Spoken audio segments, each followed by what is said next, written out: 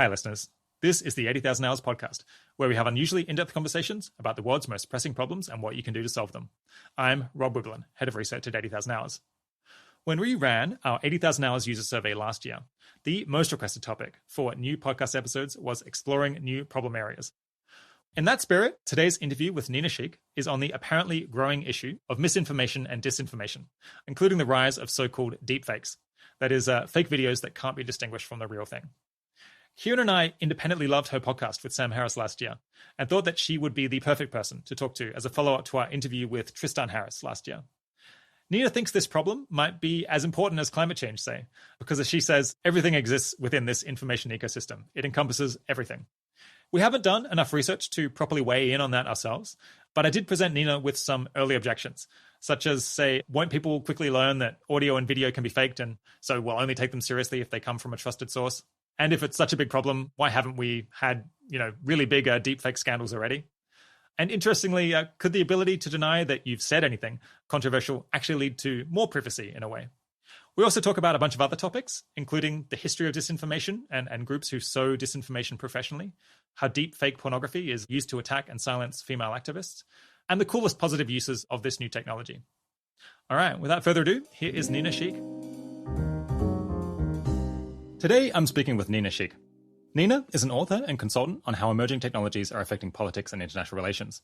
Last year, she published the book Deepfakes, The Coming Infocalypse, which looks at how technology, in particular the ability to make sophisticated deepfakes, is aiding the spread of mis- and disinformation, and potentially making society even less connected to reality than it already was. Nina has advised many people and organizations on this topic, including Joe Biden and a former Secretary General of NATO, and been featured in the MIT Tech Review, The Times, and CNN, among many others. She originally studied history, politics, and language at University College London, and then the University of Cambridge. And she is nothing if not international, speaking 7 languages and living across London, Berlin, and Kathmandu, at least until the COVID-19 pandemic, I assume. Thanks for coming on the podcast, Nina. Thanks for having me. Great to be here.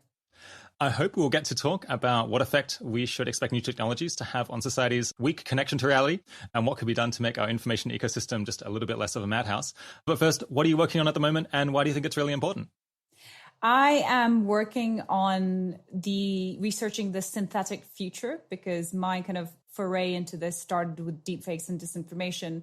And I very quickly realized that it's actually much more profound than that. I think what we're facing is an AI-led paradigm change when it comes to the future of human creation, content creation, and even human perception. So I advise companies and organizations and individuals on kind of some of the exponential tech-led changes that are underway and think about how that might impact politics and society and geopolitics. All right, we'll talk about all of that right now. I imagine that a lot of listeners have thought a little bit about this topic of misinformation before, but if they're really new, they might be interested in going back and listening to my conversation with Tristan Harris in episode 88, which covers some related issues to what we're talking about here, and might give you some useful background. But briefly, what is it that you think people don't appreciate about the current failures of our information ecosystem? Well, I think the starting point has to be the conceptual understanding that what we've built over the past 30 years with regard to our information ecosystem is something that's completely unprecedented in the history of humanity. And of course, it starts with the invention of the internet and the so-called age of information. Unfortunately, a lot of the kind of early utopian founders of the internet assumed that this would be an unmitigated good for humanity, that everyone would be able to access all information and that somehow this would propel human progress forward. I think that is a very kind of a read which slightly interprets the true nature of humans as being inherently good. And what we know is that that is not the true nature of humans. Humans are neither inherently good nor bad. It's a mixed bag. And these exponential technologies, which have so radically changed our information ecosystem over the past 30 years, specifically the internet, social media, the smartphone, and now increasingly the age of synthetic media, is just something that we haven't even begun to understand or comprehend in terms of what it's done. And we certainly haven't begun to understand how to build a safer information ecosystem. And I think this is really one of the critical challenges of our time. I think it's something that is just as important as climate change because everything exists within this information ecosystem. encompasses everything. Everyone who'll be listening to this podcast exists within it. And the only way you can kind of opt out of it is if you kind of decide to go off the grid completely and live like a hermit in, deep dark forest. Yeah, I still remember when we used to think that the internet was going to cause everyone to be super informed and make society a whole lot more rational. I think people still thought that in 2010. They definitely thought it in 2000. We're all so young and naive, and life was good. And you saw that with like the reaction to like, especially with my political hat on, like you saw that, when the Arab Spring started happening, how the first reaction was like, wow, this is people standing up for democracy using the internet. This is amazing. And, 10 years down the line, we know that it actually is far more complicated than that. Yeah, I still remember my initial reaction to the Arab Spring, and it was inaccurate in retrospect. Extremely naive. What are some useful examples that people might not have already heard about of deepfakes or other similar sorts of chicanery being used to trick a lot of people into believing something that actually causes harm in the real world? So I think my starting point would be just to point out that when people talk about deepfakes, they often talk about them in isolation. And deepfakery is just a latest emerging threat in the context of an information ecosystem that's already become inundated with mis and disinformation. Particularly over the past 10 years, again, my background being in geopolitics, I've been able to see how political events and societies have been transformed by a lot of visual disinformation that's been shared online.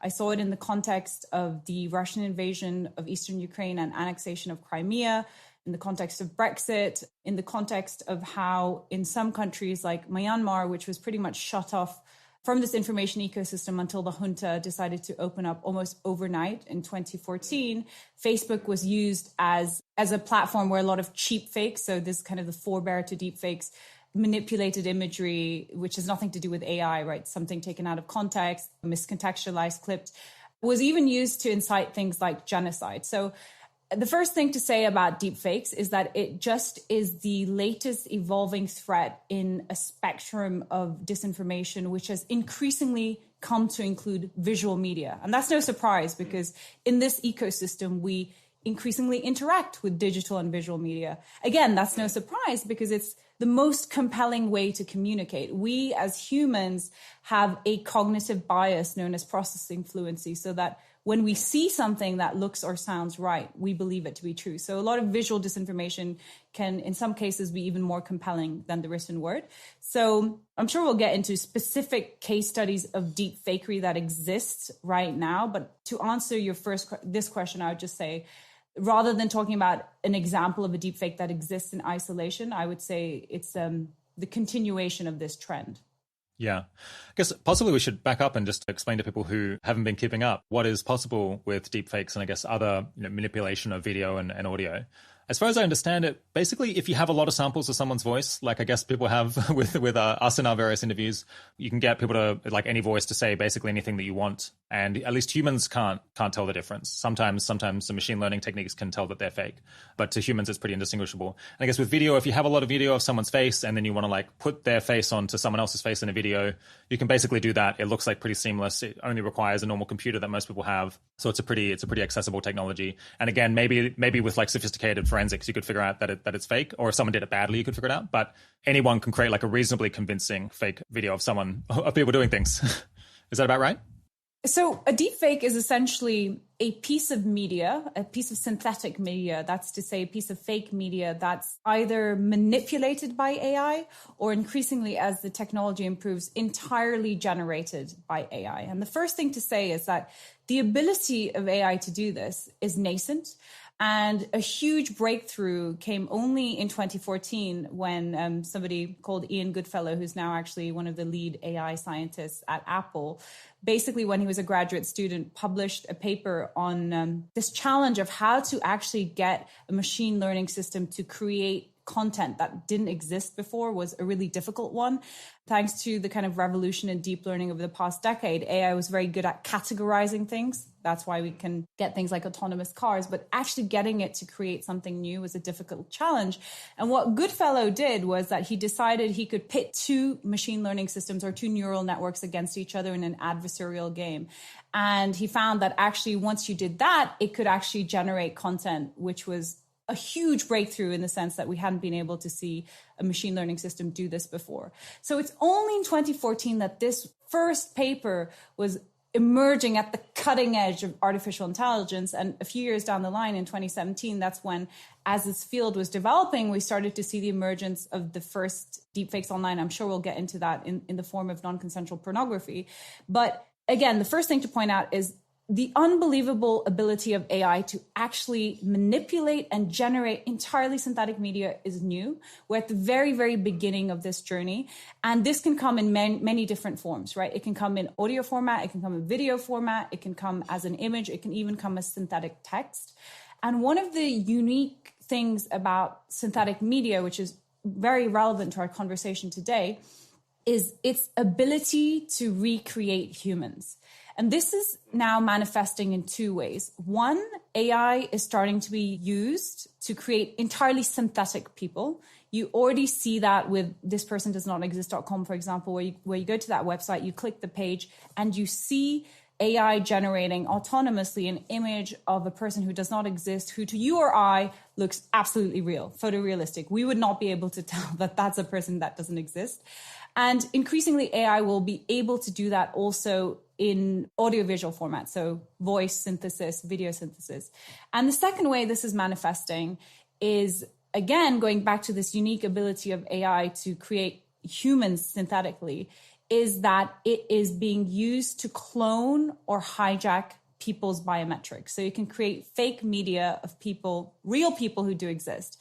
And one way it can do this is by cloning voices, cloning faces. And this is where the whole kind of public hysteria or interest about deepfakes has been around, this unique ability of AI to clone your biometrics. And you're right that as this field was emerging, it required a lot of training data. So I was working with an AI company in 2018, and as a research project, we were basically trying to bring to a group of global leaders who I was advising, included Biden and the former NATO Secretary General, the power of this emerging technology. And we wanted to present them a case study. So we wanted to use AI to synthesize Donald Trump's voice to say something really silly that would like grab their attention. And in 2018, that still required hours and hours of training data. The end result wasn't that good. You could kind of tell it sounded a bit like Trump, but not really. But fast forward 3 years down the line, and now you already have companies saying they can synthesize someone's voice with 5 seconds of audio. So you no longer need to be a prolific public persona in order for your biometrics to be cloned or hijacked. Obviously, there'll be numerous commercial applications like licensing digital images. If your likeness, if you're a celebrity or a politician, is going to become a big business. But it also means that everybody potentially is vulnerable to having their digital identity, their biometrics hijacked by an anonymous actor, and not even without their consent, but without their knowledge. Yeah, and where are we on the technology to detect whether something is real or fake? I guess at the moment, it seems like sometimes we can and sometimes we can't. And we don't know whether, like, at full maturity of this technology, whether it's going to be the case that you'll be able to tell, or whether it might just be that eventually these, I guess, what they call generalized adversarial networks, is that right? Yeah. Whether they'll be able to generate audio and video that is indistinguishable even to, like, the best forensic technology. Yeah, so again, on detection, we're way behind, but it's an area of AI research where there's increasing interest, especially because deepfakes have become such an area for fruitful public conversation and debate. You're absolutely right to point out that the models that do exist now, I mean, there's a lot of work to be done, because the kind of models that have been put out that they say, oh, we can detect deepfakes with 90% accuracy or like 95% accuracy. That's only true for the training data that those models have been trained on, right? So there isn't actually a universal model that works with deepfakes in the wild. And whenever I kind of talk to AI researchers about the technical challenges in this, part of the problem is, how do you get enough training data to train your models in a way that will work in the wild? And also because there's going to be so many different ways of actually generating the synthetic media, it's unlikely that you're going to be able to have one model that will be able to detect them all. You're going to have a multi-layer kind of approach. Having said that, there are some really interesting companies that work in this space. Sensity is one of them. They are actually a startup based in Amsterdam. They were the first kind of startup to look into deepfake detection. Very technically difficult, something that is going to be a constant adversarial game. I think it only works if you kind of look at it from a cybersecurity kind of perspective, where you understand that every time you build a decent detector, the generator is going to outwit it. And you're never going to, I think, have like a perfect detector that works for all synthetic media in the wild. So I think detection as a solution can only be a risk mitigation strategy. And it's something that I think increasingly companies are going to have to invest in as part of their cybersecurity strategy. But the other really interesting point, which you just mentioned, is that given the adversarial nature of these kind of neural networks pitted against each other, the jury is still out. And AI researchers who I talk to have differing views on this as to whether or not you get to a point where the synthetic media generation becomes so good that even an AI detector can't find something in the DNA of that piece of media that it's actually synthetic. It's clear that to the human eye, or using any kind of digital forensics techniques, which is currently still something that is being done because deepfakes are not ubiquitous yet, and there's a long ways to go in terms of how sophisticated they'll become, that is going to become redundant pretty quickly. Humans are not going to be able to tell, not only because the fidelity will improve, but because as they become ubiquitous, it's going to be an impossible task to have a human. It's just too much work. Yeah, it's going to be too much work, and we won't be able to tell anyway. So you have to think about alternative solutions. And obviously detection is one solution, but there are difficult challenges ahead for detection as well. Yeah, I'm very worried about misinformation and disinformation spreading online and convincing people of things in general. And I'm just personally kind of uncertain how much impact on the margin that these deepfake images and audio are going to have. Like, there's already lots of disinformation, lots of silly things that people believe. And then as this technology gets better, is it going to cause a massive increase or not? I'm just kind of unsure. So I'm curious to probe the arguments for and against that. I suppose it is fairly new, but it's been around for a couple of years now that people could have been using this technology in order to push their agenda, I suppose, especially like bad actors. I mean, I've been following this a little bit for a couple of years, and I think over that time, people have predicted that there would be more chaos, perhaps created by deepfakes than what we've seen already. Is there any reason why perhaps things aren't worse today than they might be? Are there things that are limiting the influence that deepfakes and like other synthetic media can have as of now? So the first thing I'd say is that I don't think it's right to think of deepfakes and existing mis and disinformation as two separate issues. Deepfakes are merely the more kind of sophisticated form of visual disinformation that is going to become increasingly ubiquitous in already what is a corroding information ecosystem. So when people kind of suggest that, deepfakes haven't been as harmful as kind of the existing modes of mis and disinformation, I don't see why those are two different issues, right? I think it is absolutely vital when you talk about mis and disinformation to underline that way before deepfakes even started doing damage, old forms of mis and disinformation were already doing a significant amount of real world harm. But then getting to the issue of deepfakes more specifically, the reason why perhaps they haven't been seen to do as much damage as sometimes has been predicted, at least in kind of historical media reporting, and this is particularly relevant to the realm of politics, right? A lot of the kind of fears around deepfakes was that somehow an election would be swung, or, what happens if Kim Jong-un releases a deepfake saying he's nuking America and then we're in like the nuclear Armageddon scenario. And the reason why we haven't had that yet is, one, because existing forms of mis and disinformation when it comes to politics are already devastatingly effective. So there's no need to make a deepfake right now because, again, unlike what is sometimes perceived as being true from like the historical reporting, the barriers to entry in terms of making a very sophisticated video deepfake are a lot higher than people think. That's not to say that those barriers are going to exist forever, because as we've already touched upon, this field of technology is evolving so quickly that any kind of restrictions you see right now are not because of ethical concerns. It's purely to do with technical limitations. The third thing to say is that they are already having a really pernicious effect on political discourse, but perhaps not in the way that people think. And this refers to something known as the liar's dividend, which was coined in the context of deepfakes by two academics, but actually it's true of all mis and disinformation, and it's true of a corroding information ecosystem. And that is that the more people understand that anything can be faked, right? Including video, which until now we've tended to see as an extension of our own perception. This is why video is so compelling in a court of law when it's presented as evidence. We understand that when we see video in the movies or in the cinema, it's make-believe, but we've tended to think of that degree of video manipulation as something that's beyond our reach, right? It's only a very well-resourced actor like a Hollywood studio, which has multi-million-dollar budgets and teams of special effects artists that can do that kind of video manipulation. So when we understand that even video can be manipulated in this way thanks to AI, we start becoming more critical of all media, including authentic media. So that is already a real world harm that deepfakes are having even before they become ubiquitous. People are starting to question the authenticity and veracity of authentic media, which is pretty devastating in a world where kind of trust in digital media is absolutely essential for society, politics somehow functioning. And I have a really good example of this. It was last year when the George Floyd video came out, the awful video of this man being suffocated to death slowly.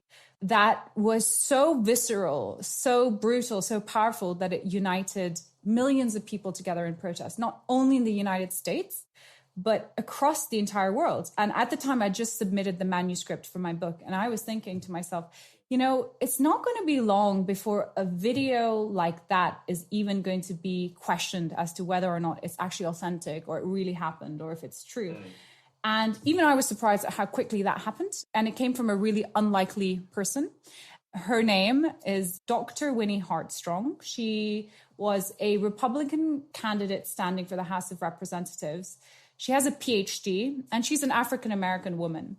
And she basically released a 23-page academic report into why George Floyd's death was a deepfake hoax. And she argued in that paper that George Floyd had actually died in 2016 and that what we saw in that video was actually a former NBA player and a former game show host, their bodies, and George Floyd's face had been swapped into the video using AI to make it look like he was in the video, and that Derek Chauvin, the police officer, was actually a former game show host.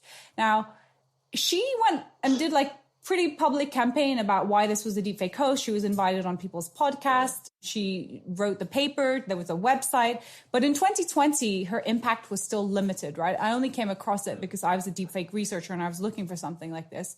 And it kind of blew my mind. But in 2024 or in 2028 or in 2030, given how polarized democratic society has become, especially on these issues around identity politics and race, you can see how people might start believing, depending on whoever the influencer was that was telling them that this video wasn't authentic, that it was a completely fake, deep fake thing, that people might start believing that. So there is already a real world harm of deepfakes even before they become ubiquitous in enhancing the liar's dividend. And last but not least, and I shouldn't forget this, and I don't forget it, the other real world harm that already exists is in non-consensual pornography. The first application of deepfakes when they emerged at the end of 2017.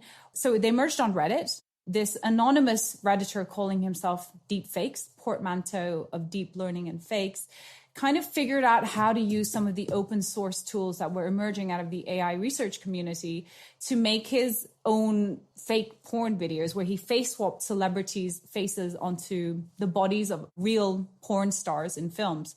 And when I saw that at the end of 2017, I was like, wow, this is so different from somebody's face being photoshopped onto the body of a porn star, right? These women are alive in these films. They're laughing, they're moving, they have different expressions. Are believable. So real cuts above Photoshop.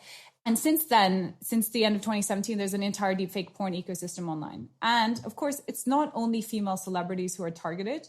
Increasingly, actually, it's normal women. So your wife, your mother, your sister, your colleagues, your friends, and alarmingly also minors. And because the kind of easiest form of deepfake generation is an image, right? A video is still a much more challenging piece of synthetic media to create. You've already seen apps out there where you can just take an image of a woman clothed and, you can generate an image of her nude just by running that through your app. And my friend Henry Azure, who's a brilliant deepfake researcher, did this investigation in the summer where he actually found a deepfake porn bot being hosted on Telegram, which was doing that, just generating nude images of women. There were over 100,000 images of normal women being shared on public Telegram channels, and that included many images of minors. So undeniably kind of gendered phenomenon, almost 100% targeted against women, but done obviously without their consent and often without their knowledge, with their data being scraped from social media. Yeah, we'll come back to the deepfake pornography in a minute. To back up, I suppose there's two different things that you could worry about with synthetic media. One might be that people would remain really credulous and just be constantly fooled all the time by synthetic media that's completely made up. The alternative would just be that people become incredibly cynical and stop believing anything in particular. And it sounds like you basically think that the latter is more likely, that people are going to eventually realize that none of this audio or video is very believable. And then they just become skeptical about anything they see on the news or anything they see online because any of it could be completely constructed. And then maybe you pull out witnesses who say they saw George Floyd getting strangled, be like, well, these could just be completely fake people because we can just make, we can make people out of whole cloth now and then just even get, GPT-3 or something else to generate text for them to say. There's almost no limit to the amount of complete fantasy world that you could construct if you were willing to put in the time. And so why would you believe anything you see? Absolutely. And I think that is my more prevalent fear. Again, just thinking about it in the context of how does a democracy function in the age of kind of exponential tech-led change we're living through. The first view that, people will be fooled is the immediate reaction that people come to, right? But you can become more digitally literate. If you look at younger generations, for example, who engage with lots of synthetic content, whether it's Instagram filters or CGI generated virtual influencers and avatars, they understand in a way instinctively that perhaps, your mom or my mom or your dad might not, that's not real. It's manipulated media. So I think over time with digital literacy, you can kind of figure out to, have a degree of critical awareness about you as you navigate the information ecosystem. But it has to be said that, one half of the world, which isn't connected into this information ecosystem yet, predominantly in Africa and India, will be joining soon within the next decade, where almost all of humanity will have a smartphone and internet access. And they arguably have even less protection than us in the West. So there is a really legitimate debate to be had about protecting people who have had no means of kind of building up the digital literacy or being inoculated against this type of manipulated or synthetic media. But I think the far more prevalent risk, especially in the democratic context, is that people become cynical.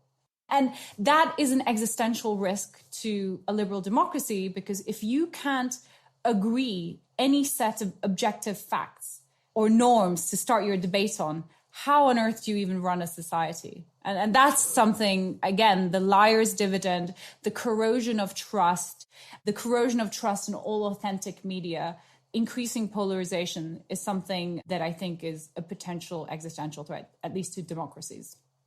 So some people are a bit skeptical that this is going to be as problematic as it might seem.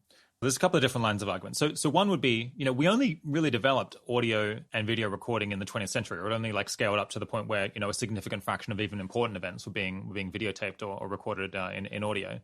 And so in a sense, before the year 1900, we were living in this world where there was no way of proving that things happen. There was no way of using video and audio in order to demonstrate things. And so people were stuck in the same kind of state of potential mistrust, because all they would get was text written down in a newspaper claiming that something happened. And there was no way to prove after the fact that it did by showing a video. So you kind of just had to make do with believing that particular sources were credibly reporting things that really did happen in text in an article, because there was no alternative.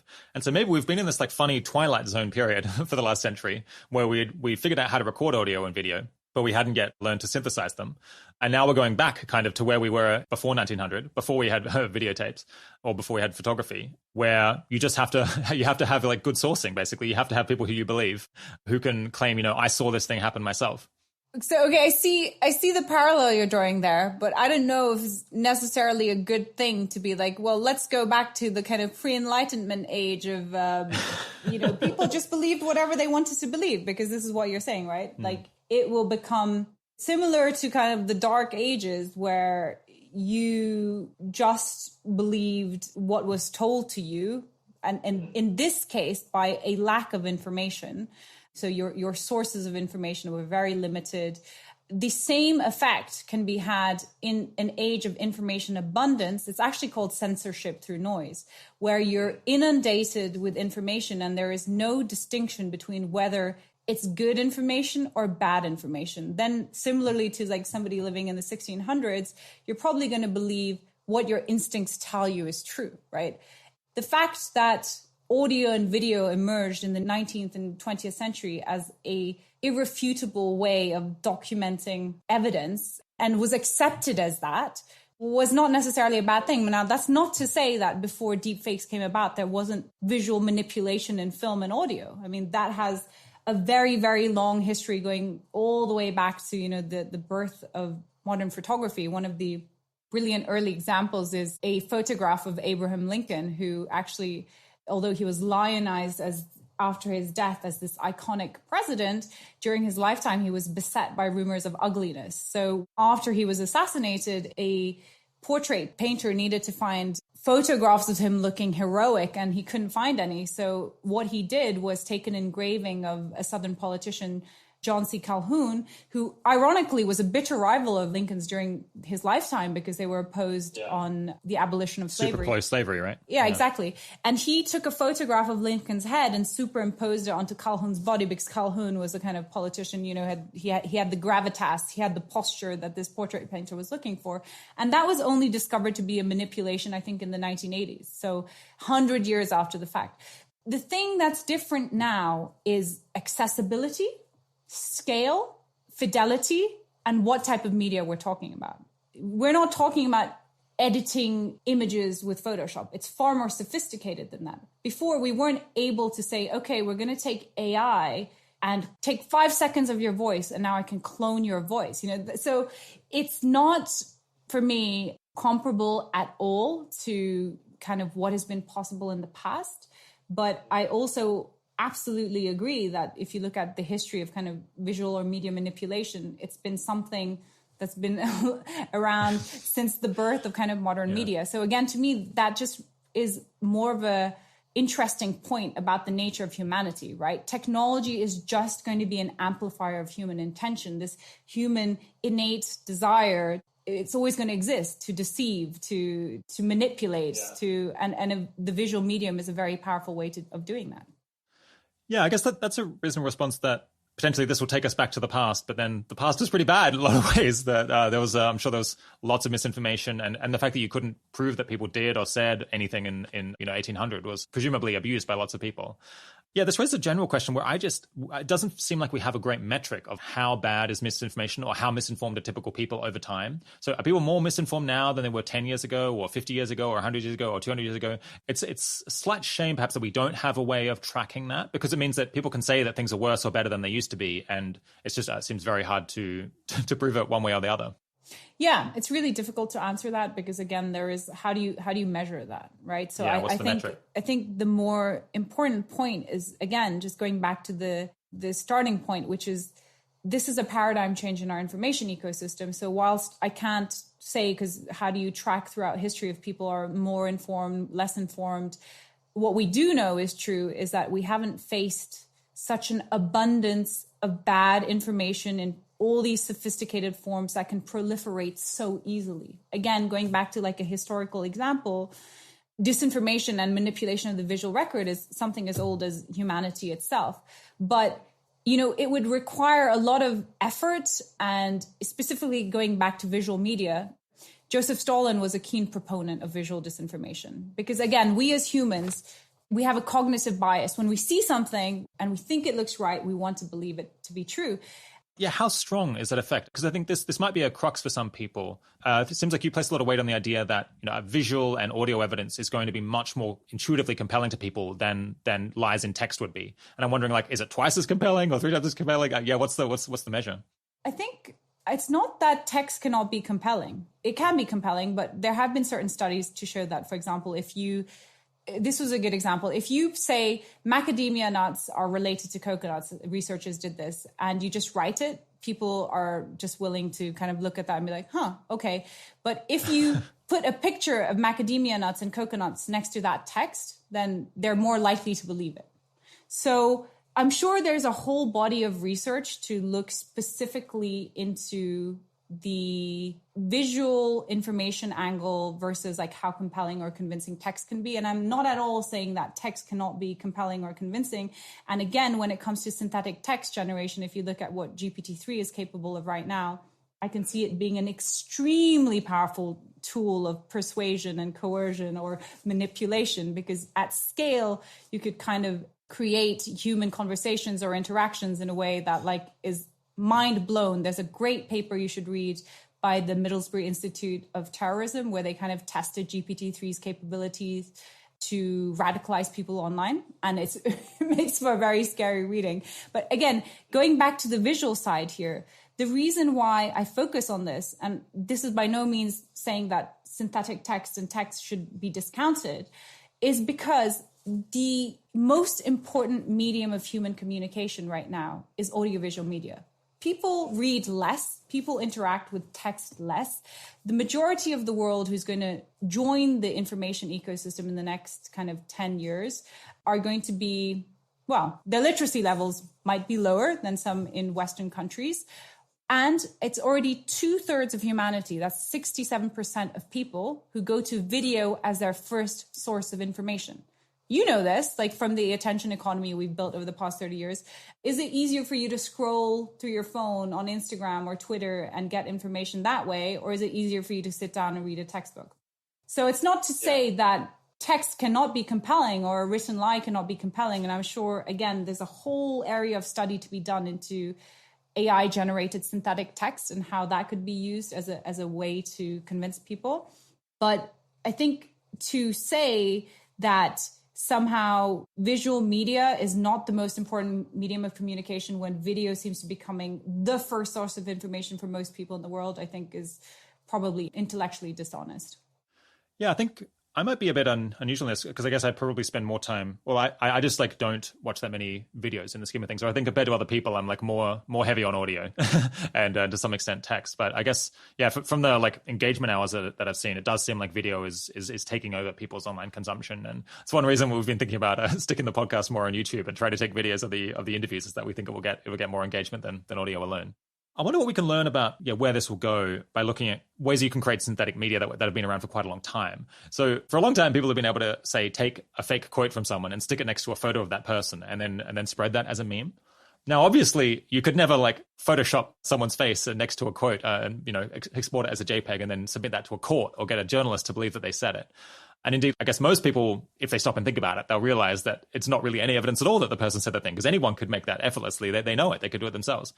So from that point of view, you might think, well, once people realize that you can make these videos about as easily as you can make like a quote and a photo and stick them next to one another, that it's not going to be convincing if people stop and think. But it is true, I think, that fake quotes attached to people like do sometimes go viral because they seem intuitively right, or people just want to spread that message, and it's a useful, like, very short package of information that you can pass around and promote your view. So maybe that's where we'll end up potentially in 10 years' time with deepfakes, is maybe everyone knows, if they want to really think about it, that it's not really evidence of anything. Nonetheless, it's used all the time for people to push their agenda. Yeah, but I mean, you just mentioned right now, you take a quote, you put a photo of someone, and then it goes viral as a meme. People are like, oh yes, Albert Einstein really said that. Yeah. So that shows you, it doesn't even require a very sophisticated manipulation in order for people to believe it, right? We're not even talking about like AI cloning your voice or AI recreating you in film, synthetically doing something, or AI resurrecting someone from the dead. People literally will believe a quote next to a photo.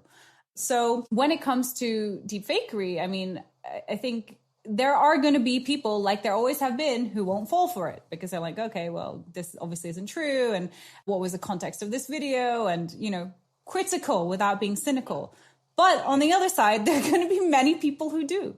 And this is one reason why like cyber fraud is so prevalent even before AI is into it, because the kind of like, why do you get the emails from the I'm from the Bank of Nigeria and you've won $1 million and all I need are these personal details and then I can deposit the money in your... They exist because some people fall for them. And I think the fidelity and the sophistication of deepfakery will just mean that perhaps the number of people who will fall for it will become wider. Of course, there'll always be those who don't. So again, this to me just points out the kind of inherent nature of humanity, which is that there's a spectrum of gullibility. On one side, there'll be the person who believes everything. On the other side, there's the person who's way too cynical that they don't believe anything is true. We're somewhere on that spectrum, you and I. But there will be a lot of people who fall on kind of like the negative side of that and might become victims or manipulated in a way that they don't even realize or that they become victim to. Yeah. Yeah. A peculiar upside of this synthetic media technology is that, in an unusual way, I think it could increase people's privacy, and I'll explain how. For a while, there's been microphones everywhere, video cameras everywhere, potentially spying on people. I guess there was that Black Mirror episode where people were, hacking into people's computers and then taking videos of them and then using that to blackmail them. And I guess like people do worry about being recorded when they don't realize that they're being recorded. But after everyone realizes that synthetic media is ubiquitous and that anyone can be made to say anything using machine learning, then if you're ever recorded saying something that you didn't wish to make public because it was a private conversation, or if you're ever recorded on video doing something that you didn't want to become public, then you'll be free to just deny it and say, well, this was just created using machine learning, in a way that 10 or 20 years ago, or I guess 40 years ago, when Nixon was recorded, conspiring to commit a crime, that simply wasn't plausible. So it's I don't know really what to make of this, like whether this is a meaningful benefit or not. Of course, it means that, people can now conspire to commit crimes in private. And then, if ever the audio comes out, it's not convincing evidence in court. It's not convincing evidence to anyone. But on the other hand, people who do just want to have more of a private life and don't want people, outing them for having private views that they'd rather not share, they have a bit more liberty to do that potentially. Do you have any take on that? Yeah. I mean, this is, again, going back to the liar's dividend, right? In a world where all media can be faked, everything can be denied. So undeniably, this is going to give bad actors a lot of scope for not having accountability for their actions. We already saw this crazy case of that in 2018, where the president of Gabon, Ali Bongo, had a stroke and was incapacitated. He hadn't been seen for months in public. And his kind of political opponents started saying that Ali Bongo had died and that, they actually had like a body double in his place, and that, there was all this kind of political upheaval in the country as these rumors started to spread. And to kind of hit the nail on the head and bash those rumors, Ali Bongo and his camp decided to release on New Year's Eve his traditional New Year's Eve address on national TV. So he did this address, and he looked really strange in the video because he had obviously had plastic surgery to kind of fix some of the effects of the stroke, so Botox, and his face looked unnatural. His eyes were wide, and people watched that video and they're like, that isn't Ali Bongo. That's a deep fake. He's dead. And that led to 1 week later, an attempted coup d'etat. Now, thankfully, that political situation, which was a matchbox waiting to be lit, didn't escalate into violence. The coup d'etat failed. But that shows you the power of the liar's dividend, how bad actors can not only use it to avoid accountability for their own actions, but orchestrate something that is in their own interest, right? I mean, oh, that's a deep fake, so he's dead, so let's do the coup. So that to me is quite alarming, because another great example is Donald Trump's infamous moment when he, arguably then at that time, that was kind of the nadir of American politics, where he, the video emerged and he's grabbing women by the pussy, etc. And loads of people at the time thought, well, this is it. He's ended his bid. Like he won't be Republican candidate anymore. But, it didn't end his bid. He came out and he apologized churlishly. He's like, it was locker room talk, and his supporters forgave him for that. But now he could just say that's a deep fake. And he actually started doing that when that video came up later after 2016. He's like, that was fake news. It's not real. So ultimately, to me, this just means that if you're well-resourced, if you're lawyered up and you have a public platform and you have people who follow you, they will probably believe your version of events, and you can probably get your lawyers to say that that's fake or it's not true. However, if you are not well-resourced and you're an individual who basically gets blackmailed because someone's made a fake porn video of you and they're like, if you don't pay me $1,000, I'm going to release this on YouTube and I'm going to put your personal details on it. So it's the first thing that comes up when people Google you. Then you're vulnerable. So there's like this double edge to that as well. And I think ultimately it's going to come down to like, how well resourced are you to be able to protect yourself or to push your version of events? Yeah, it is very interesting. I mean, I feel in my mind, there's no doubt that Trump, if that came out today, would say it was fake. And I suppose we might just see this happen all the time with politicians now, that there'll be like no audio or video that would be able to convincingly demonstrate that they've done anything wrong. There was another really interesting case in Malaysia where the economy minister was involved. And this is a country where homosexuality is illegal, right? And you can get lengthy prison sentences for it. One of the ministers in the cabinet, who's a close associate to the prime minister, was involved allegedly in a homosexual affair, and video leaked. And he just said it was a deep fake. The other man who was involved admitted that it was true, and he got put into prison. But the prime minister's ally just said, this is my political opponent's trying to smear me, and he didn't get punished. But again, this was him insisting that this authentic video was a deep fake. And, you know, he got away with it whilst the other guy got put into prison. I actually feel like this kind of demonstrates my original point that there's a potential upside, because I don't think there's anything wrong with having gay sex. So, you know, if you had gay sex with this man, I hope he enjoyed it. good for him. And so the fact that he's able to deny it because of the deepfake thing is actually good, because it's protecting his privacy. He could potentially do something that's illegal but shouldn't be illegal. No, I disagree, because whilst I agree with you that nobody should be punished for having gay sex, that's the problem in like Malaysia. I'm just talking more about the fact that this video leaked, and he, being in a position of power, was able to defend himself, whereas the other guy, who was not in the position of power, got put into jail. So my point is more about people in power avoiding accountability, not whether or not people should be allowed to have gay sex or not. And obviously, I think people should be allowed to have gay sex. So my problem is more with Malaysia for making it illegal, rather than in this context specifically, which has to do about one side being like, this is a deep fake, I had nothing to do with it, and the other guy being like punished for it. Yeah, it is interesting. I suppose a question there that we're not going to be able to answer is what would have happened if the other guy denied it as well and said, yeah, it was a deepfake. It's potentially both of them could have avoided any punishment if they'd both been willing to go along with the same story that it never happened. Sure, but putting aside kind of like our views, and we're united on the fact that like homosexuality shouldn't be punished or it shouldn't be seen as a crime, you still have a minister who, the precedent that sets for accountability, right? Okay, fine. In this case, it's a video pertaining to a gay relationship. But I mean, what if that was a video of him massacring civilians? And he's like, well, that's a deep fake. It's nothing to do with me, or accepting a bribe. Yeah, I mean, I guess so the overall thing is like being able to deny that video audio demonstrates you've done anything. Both means that if you really do something bad, you might be able to get away with it. It also means that if society is out to punish you, or society does condemn something that shouldn't be condemned, then you're potentially able to get away with that as well. And I guess on balance, it seems like it would be better if we were able to like tell what people have done in general. But on the other hand, because society does sometimes condemn people for doing things that are actually not wrong at all, it does have this at least like partial compensation that it increases people's protection against that. There are like a lot of human rights organizations involved in this space. And one that I would really encourage listeners to look at is Witness. It's a brilliant organization. They've been doing a lot of work on disinformation and manipulated media and deepfakes. But their organization is all about using documented evidence to support civilians who are trying to document human rights abuses in parts of the world where this is very prevalent. And the way that they put it is that there's a very fragile consensus anyway on audiovisual media that's coming from some parts of the world where it's very dangerous and there are lots of human rights abuses.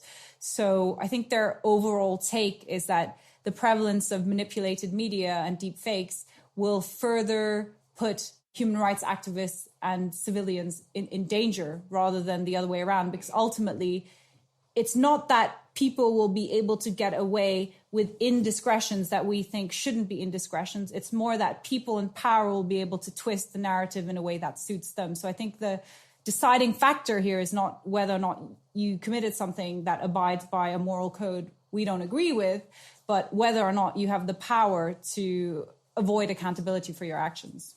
I still think that's going to be the more prevalent. The dominant effect, yeah. Yeah, let's talk a bit more about the deepfake pornography, which you mentioned earlier. There's this pretty harrowing story about an Indian activist, a woman who was basically completely silenced and driven out of public life by, I guess, what was it, activists who were part of the BJP party, the Hindu nationalist party that is actually currently rules India, who produced, I think, deepfake pornography with her face on it, and then used that in order to get her harassed and disrespected. I guess there's a lot that we could talk about with deepfake pornography. One uncertainty I have is like, how long will this continue to work as a method of harassment? I wonder whether over time people will just become so familiar with this and it will become so overplayed that it might just stop being effective, basically, because everyone has seen this, or people have seen this trick used so many times and they realize that it's not credible evidence of anything whatsoever. And so it might stop having the sting that it has had over the last few years. What do you think of that?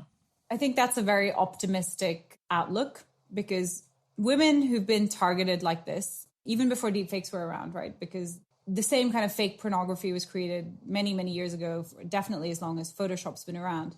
And women who have been put in an act that they didn't commit, right, which is so humiliating and demeaning for them, even if it's not revenge porn, if it's fake porn, their experience has been that it is devastating, because it's the first thing that people find of them online. They have no control over it. They don't know who has made this of them. They have no way of there is no legal recourse. If you go to the police and someone's made deepfake pornography of you, there's nothing that they can really do. One of the craziest things that I found out is that if you look at some of the early deepfake videos where actresses' faces were face swapped into real porn films, one easier way of getting that content removed was for the porn company to do a copyright claim rather than the actress to be like, my image has been abused in this way.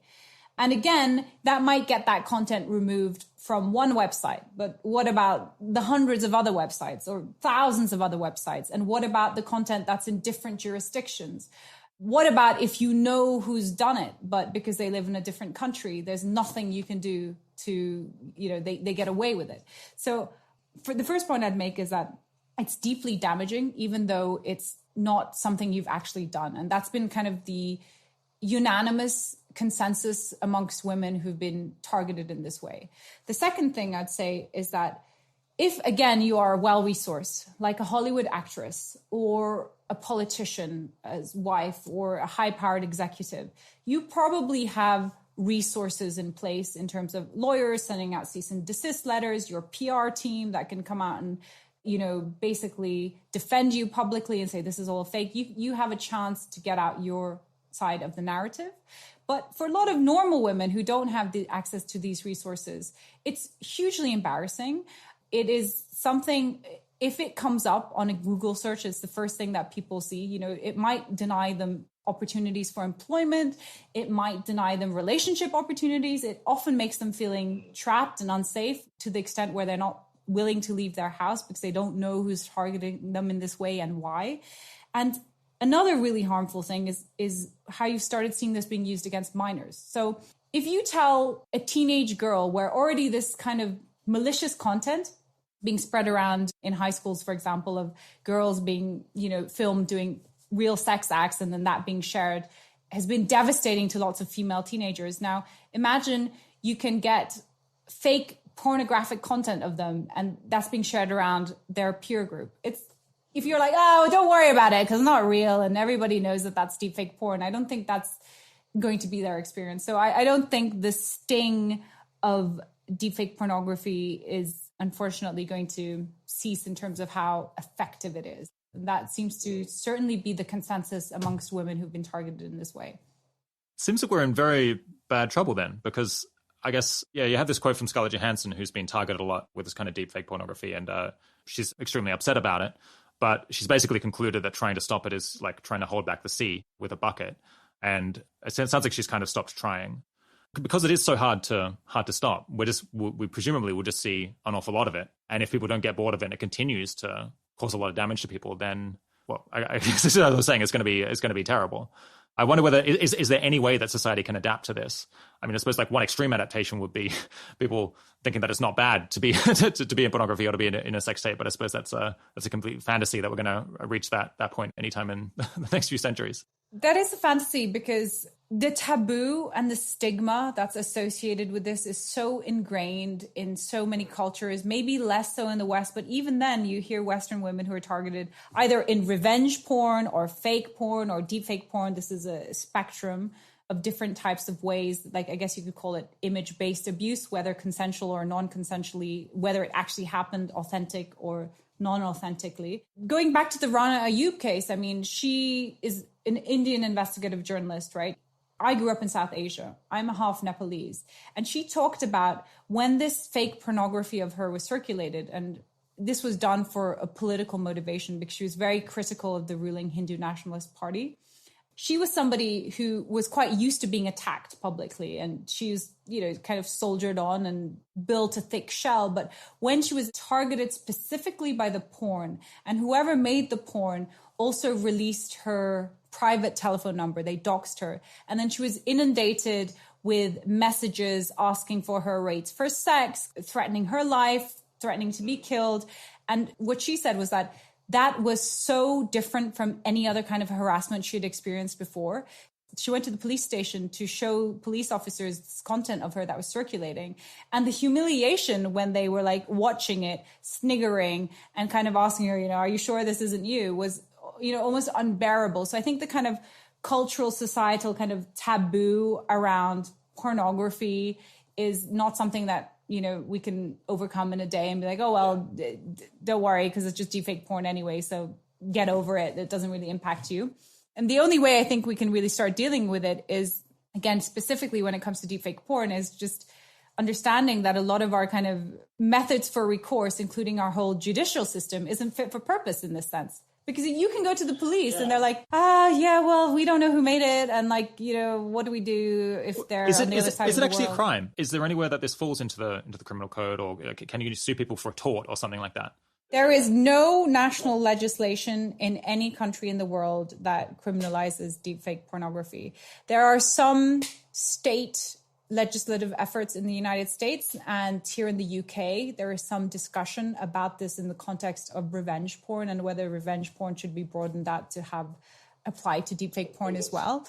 But for me, this is, again, just a very interesting case study of how in the exponential age, a lot of our institutions, including our judicial systems, the way that we kind of think about crime, is no longer fit for purpose for the different world that we now inhabit, right? Where the paradigm has completely changed. We're just playing catch up. And the other thing I'd say about deepfake porn is there are women who work specifically on deepfake porn, who are activists and researchers, and they're doing amazing work. And they often, and I can understand why, they get really frustrated that when people talk about deepfakes, they talk about, we haven't gotten to this yet, but I'm sure we will, all like the cool applications of synthetic media and how it's going to change entire industries, how it can also be used for good. Or they talk about deepfakes in the context of political information, and they get frustrated because they say, okay, well, you're not focusing enough on the real world harm, which is this non-consensual pornography against women.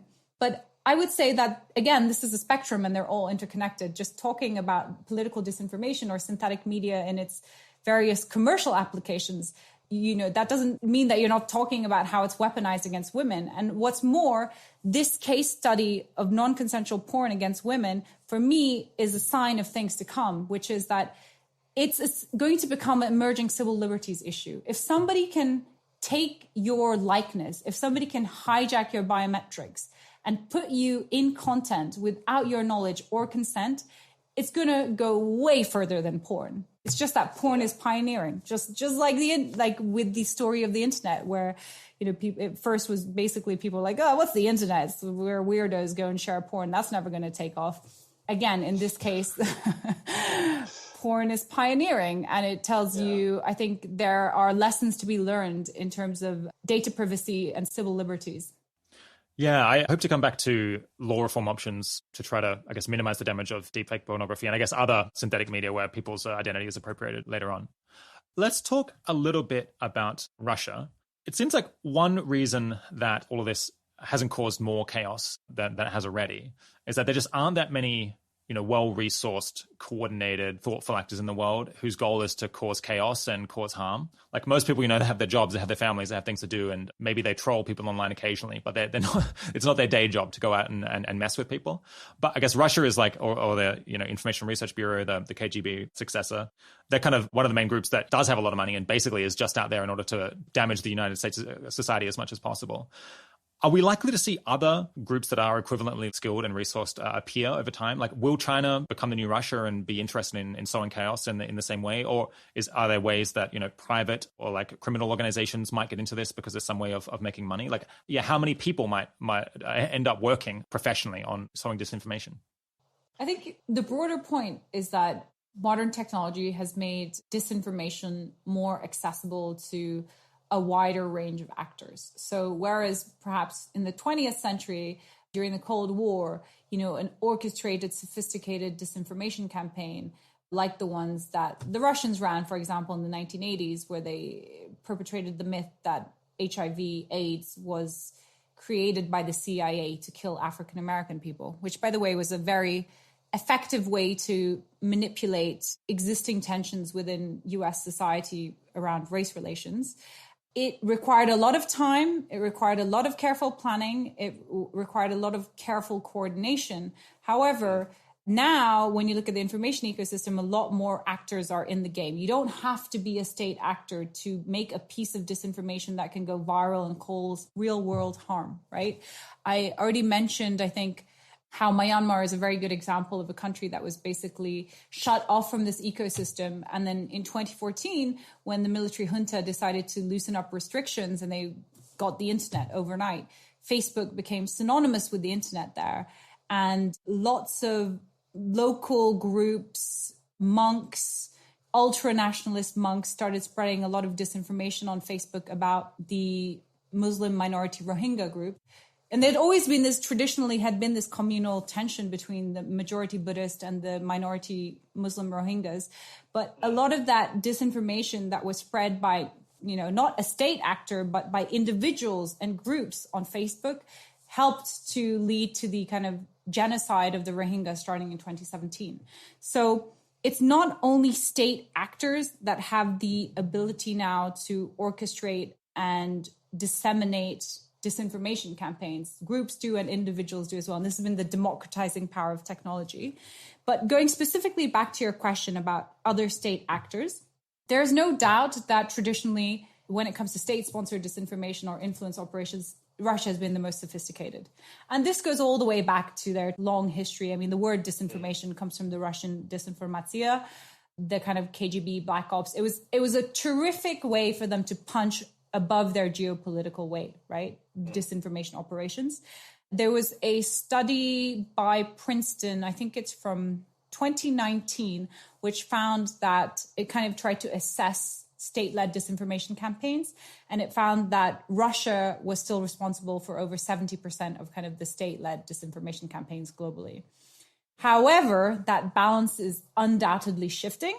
The Chinese are definitely becoming more interested in infiltrating Western information spaces. And there was a big transformation starting in 2019 with the protests in Hong Kong. And that's significantly accelerated in the last year, thanks to COVID. And you've seen, I mean, some of it is really brazen. The kind of spokesperson for the Chinese foreign ministry, a lot of Chinese diplomats now have Twitter accounts, given that Twitter is banned within China for the Chinese citizens. I mean, it's they're not doing it for the benefit of Chinese citizens, right? It's targeted at Western information spaces. And there was this incident, I think it was a few months ago, where they basically, the spokesperson of the Chinese foreign ministry pinned a very unsophisticated, cheap, fake, manipulated image to his Twitter page where it showed, I mean, it was something a kid had done in Photoshop, where it showed a Australian soldier basically holding a knife to the throat of an Afghan boy. And this was in response to a report that had come out saying that Allied forces, including Australian soldiers, had been responsible for civilian deaths during the Afghanistan campaign. Now, here there was evidence, a very badly manipulated cheap fake image of, I mean, could the symbolism be any more rife? It's like an Australian soldier standing on the Australian flag, holding a knife to this little boy's throat. The boy was holding a sheep, lamb to the slaughter. And that became a major diplomatic incident because they were saying this is true, like these are your human rights abuses in Australia. It was like, take down this manipulated image. Otherwise, we're gonna curtail our trading relationship. So China is newly aggressive in the information operations space. I think it's just a new theater of war, right? We've created this information ecosystem where we're all interconnected. And I think it's actually something I'm going to be looking into for my next book. But the geopolitics of this virtual space are fascinating. And not only state actors are involved, other organizations and individuals are as well. But on the state level, yeah, a lot more of all of that. Yeah, that story about the Chinese diplomat creating this obviously fake image of an Australian soldier killing an Afghan child, it almost causes me to kind of reinterpret all of this because it's so clearly fake. It's, I guess, yeah, they're called these cheap fakes, which is kind of like, dodgy Photoshop where it wouldn't be hard to tell that it's not real. And yet that has a lot of impact. And it suggests to me that it's not so much that, well, the issue may be like less that people are getting tricked by sophisticated imagery, but rather just that people can like push their agenda as they always can using emotive ideas, emotive language, emotive imagery. And people don't care about the fact that it's not real because I guess in their mind, well, in this case, I think it does speak to something that really happened, right? There was some report suggesting that Australian soldiers had killed people when they shouldn't have. But it was being used, I guess, as a way of punishing Australia for something that they really had done that was wrong.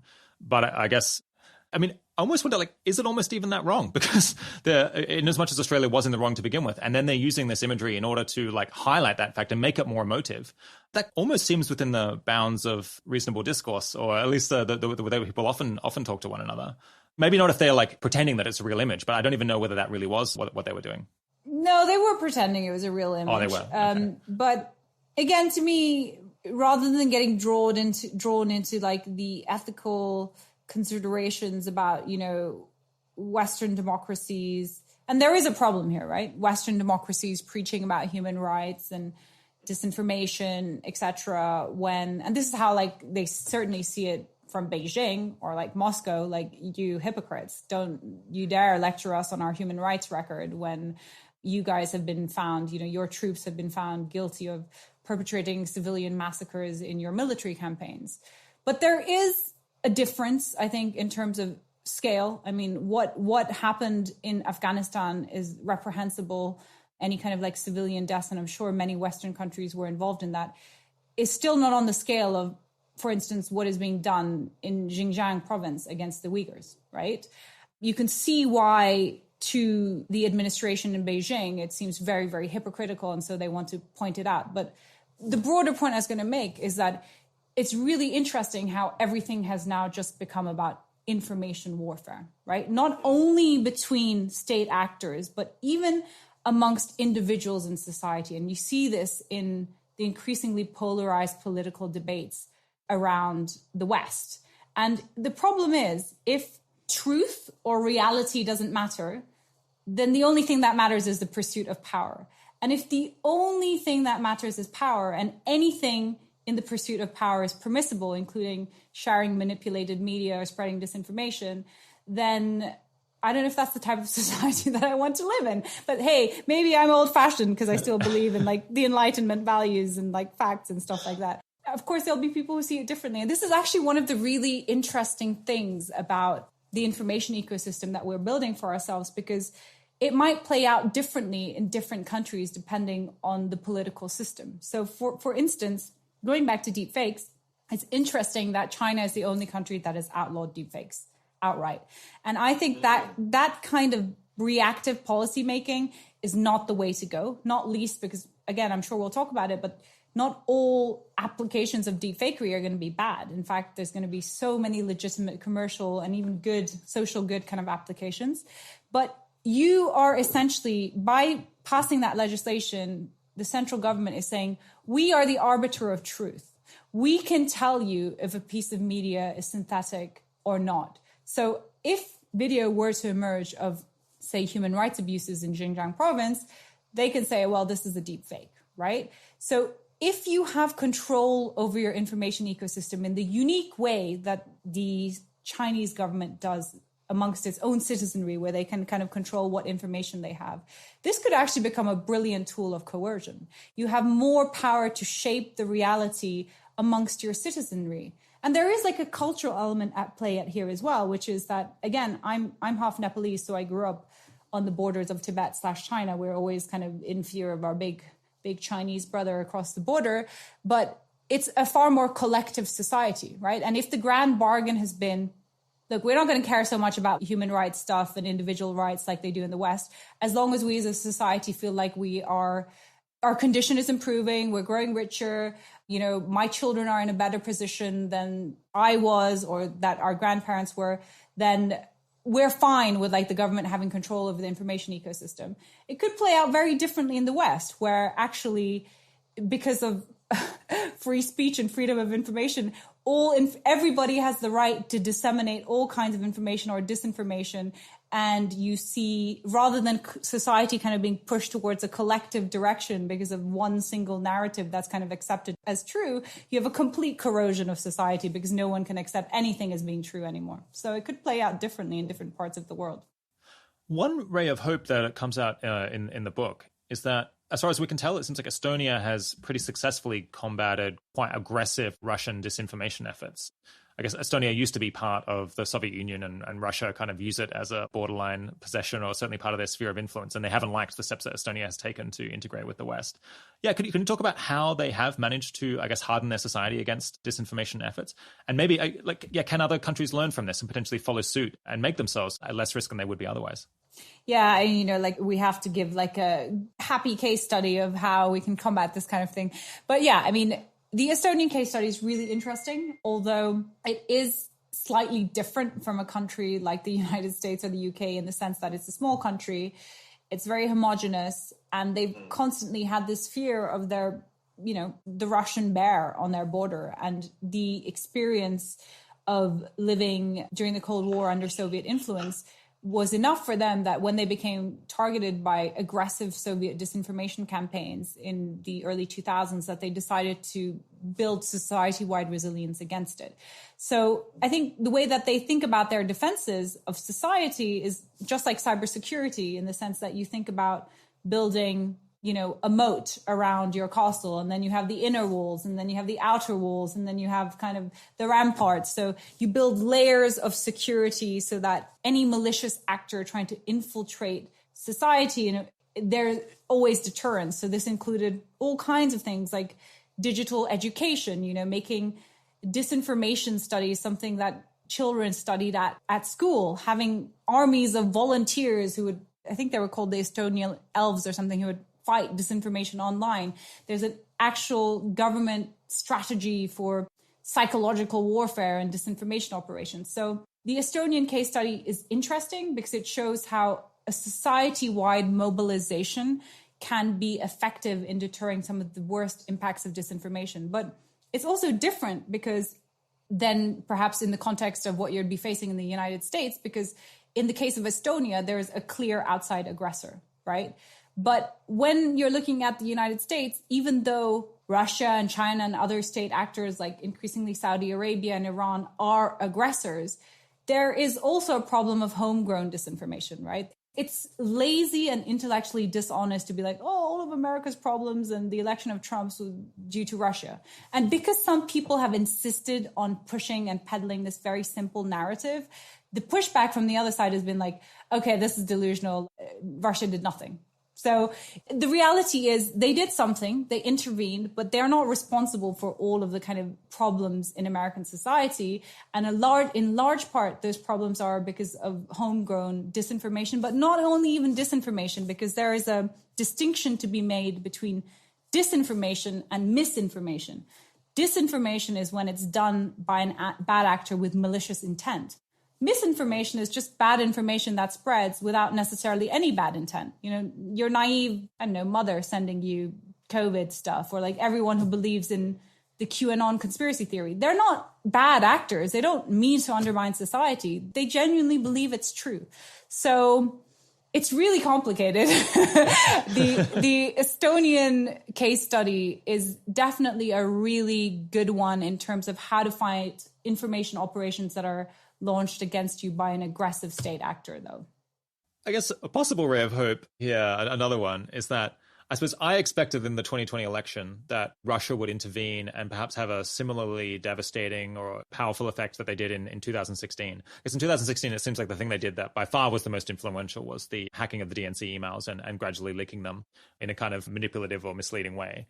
And I kind of expected, well, why wouldn't they just try to do the same thing in 2020? It's proven itself to work the first time around. And yet, for some reason, they didn't seem to manage to make quite a big splash. And I'm curious to think about why that is. And could it be that, US society has learned this trick and maybe adapted in some ways that has now made it a little bit harder for Russia to persuade, say, the media to cover their misinformation in quite the same credulous way that they did in the past? There's an element of that. And certainly like when the kind of DNC, WikiLeaks, Podesta emails was the classic hack and dump, right? You hack, you dump, you release. And certainly the media was more responsible in reporting any kind of like unverified hack and dump kind of operations. One of those was like the whole Hunter Biden laptop saga, which didn't take off in the same way that the Podesta emails did. By the way, the Podesta emails are so fascinating because that led to Pizzagate, which then like has taken a life of its own. It's now led to QAnon, which is not only this weird, fringe thing in the United States, but it's become the first global internet cult, right? We see it here in the UK as well. But it's not that they didn't try in 2020. They absolutely tried. And they would have tried in the same ways that they did in 2016 by attacking the actual election infrastructure, voting machines, by hacking like they did with the DNC, but also by doing influence operations on social media.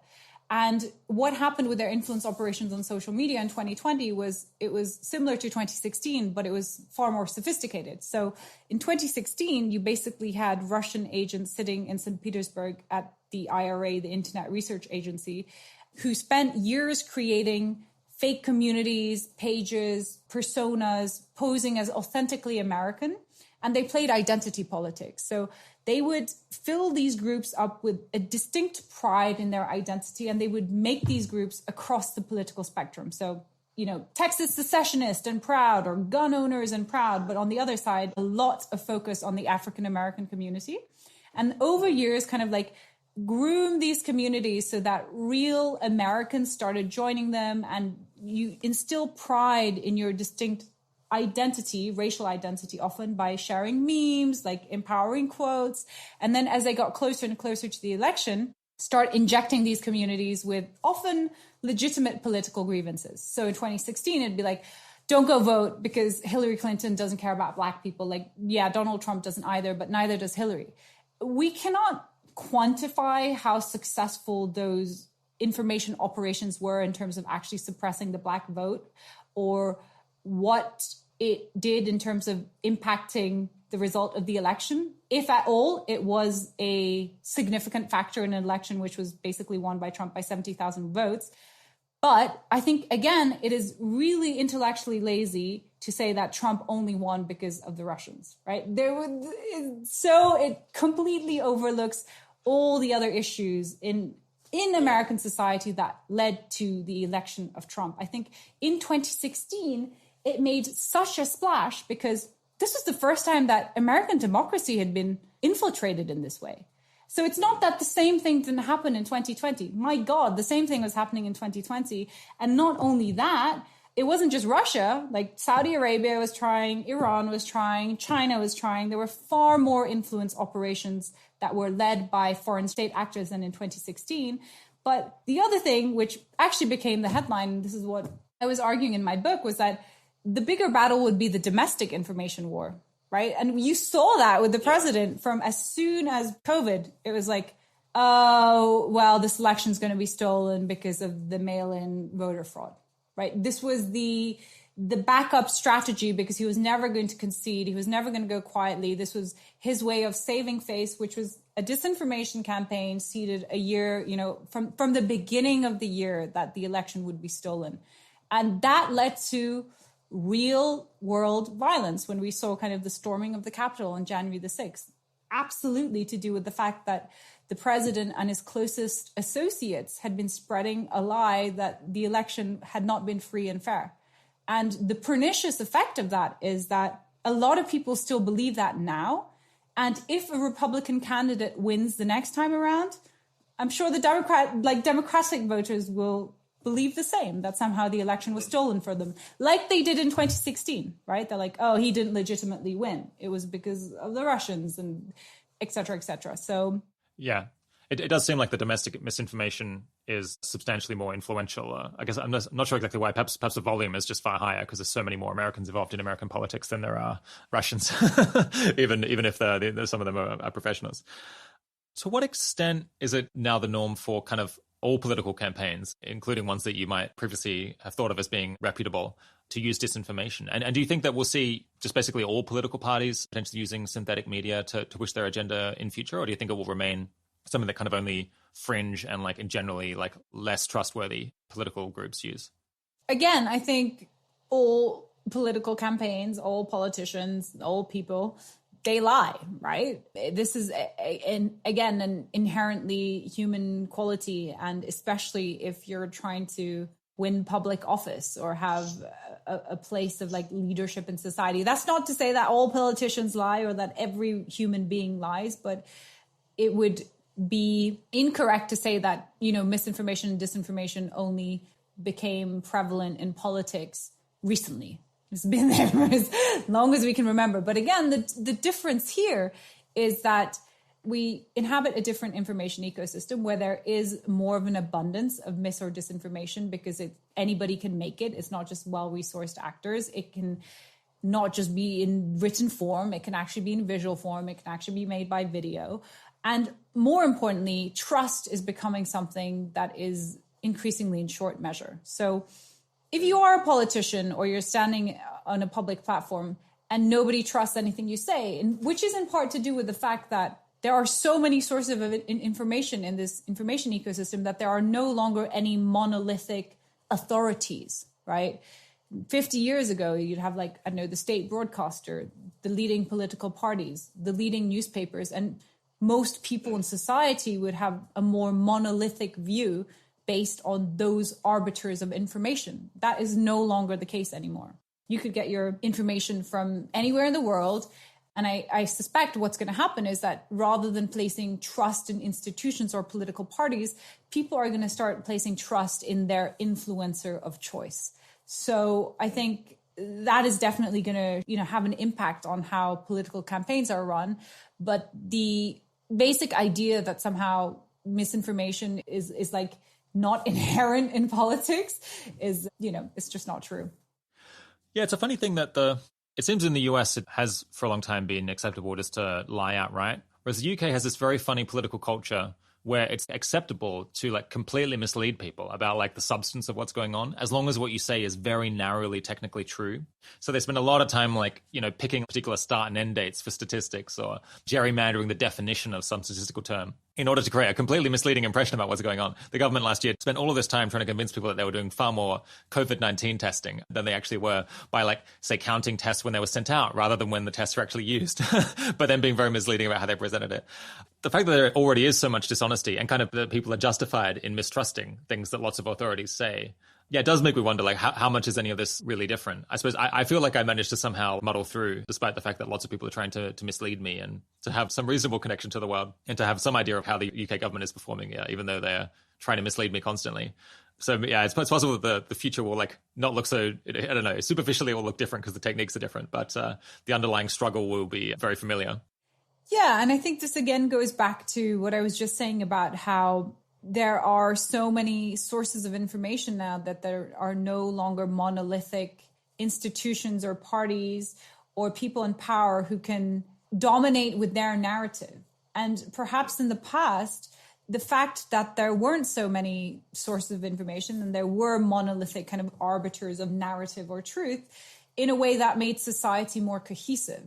One of the political implications of this new information ecosystem is certainly that many people, myself included, you might feel this way as well. I don't really feel that there is a political party that represents my norms, or like that stands for what I want.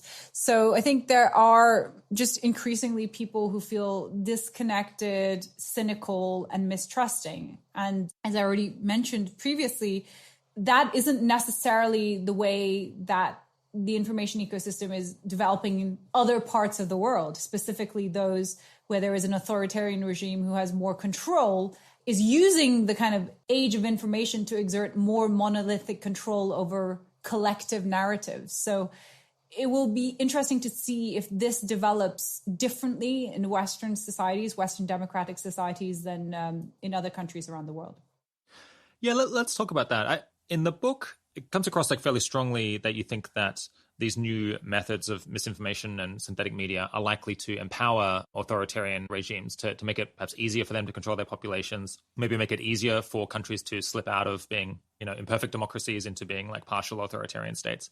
That seems very intuitive to me. I wonder whether there's a possible case, though, in the other direction, that the ability to just promote all of these different ideas and to create evidence in favor of any position potentially just leads to like social decay and chaos more than it leads to one organization being able to control the narrative. I guess I don't have a great sense of how good China is at controlling the narrative internally today, like whether there is a lot of, or potentially there's groups like promoting alternative narratives that have some purchase in the population. Yeah, did you have any thought on this? Is there any way that you could imagine that in 30 years' time we'll look back and say, oh, actually, this was just as troublesome, just as problematic for authoritarian regimes as it was for liberal democracies? Whilst not wanting to overstate the power of the Chinese state, I mean, they, of course, have blind spots and are vulnerables. They're not omnipotent. It is undeniable that China has a unique internet ecosystem. And it's undeniable that the state has a lot of control about what can and can't be said, or what information can and can't be spread in that ecosystem. And the perfect example is in the context of COVID. If you look at what happened when they first started getting reports of this mysterious virus emerging in Wuhan, and how quickly the government was able to censor any information about that virus on all social media platforms. And not only that, but also censor any reaction that was critical to the government censoring this information. There is absolutely no equal precedent in Western society.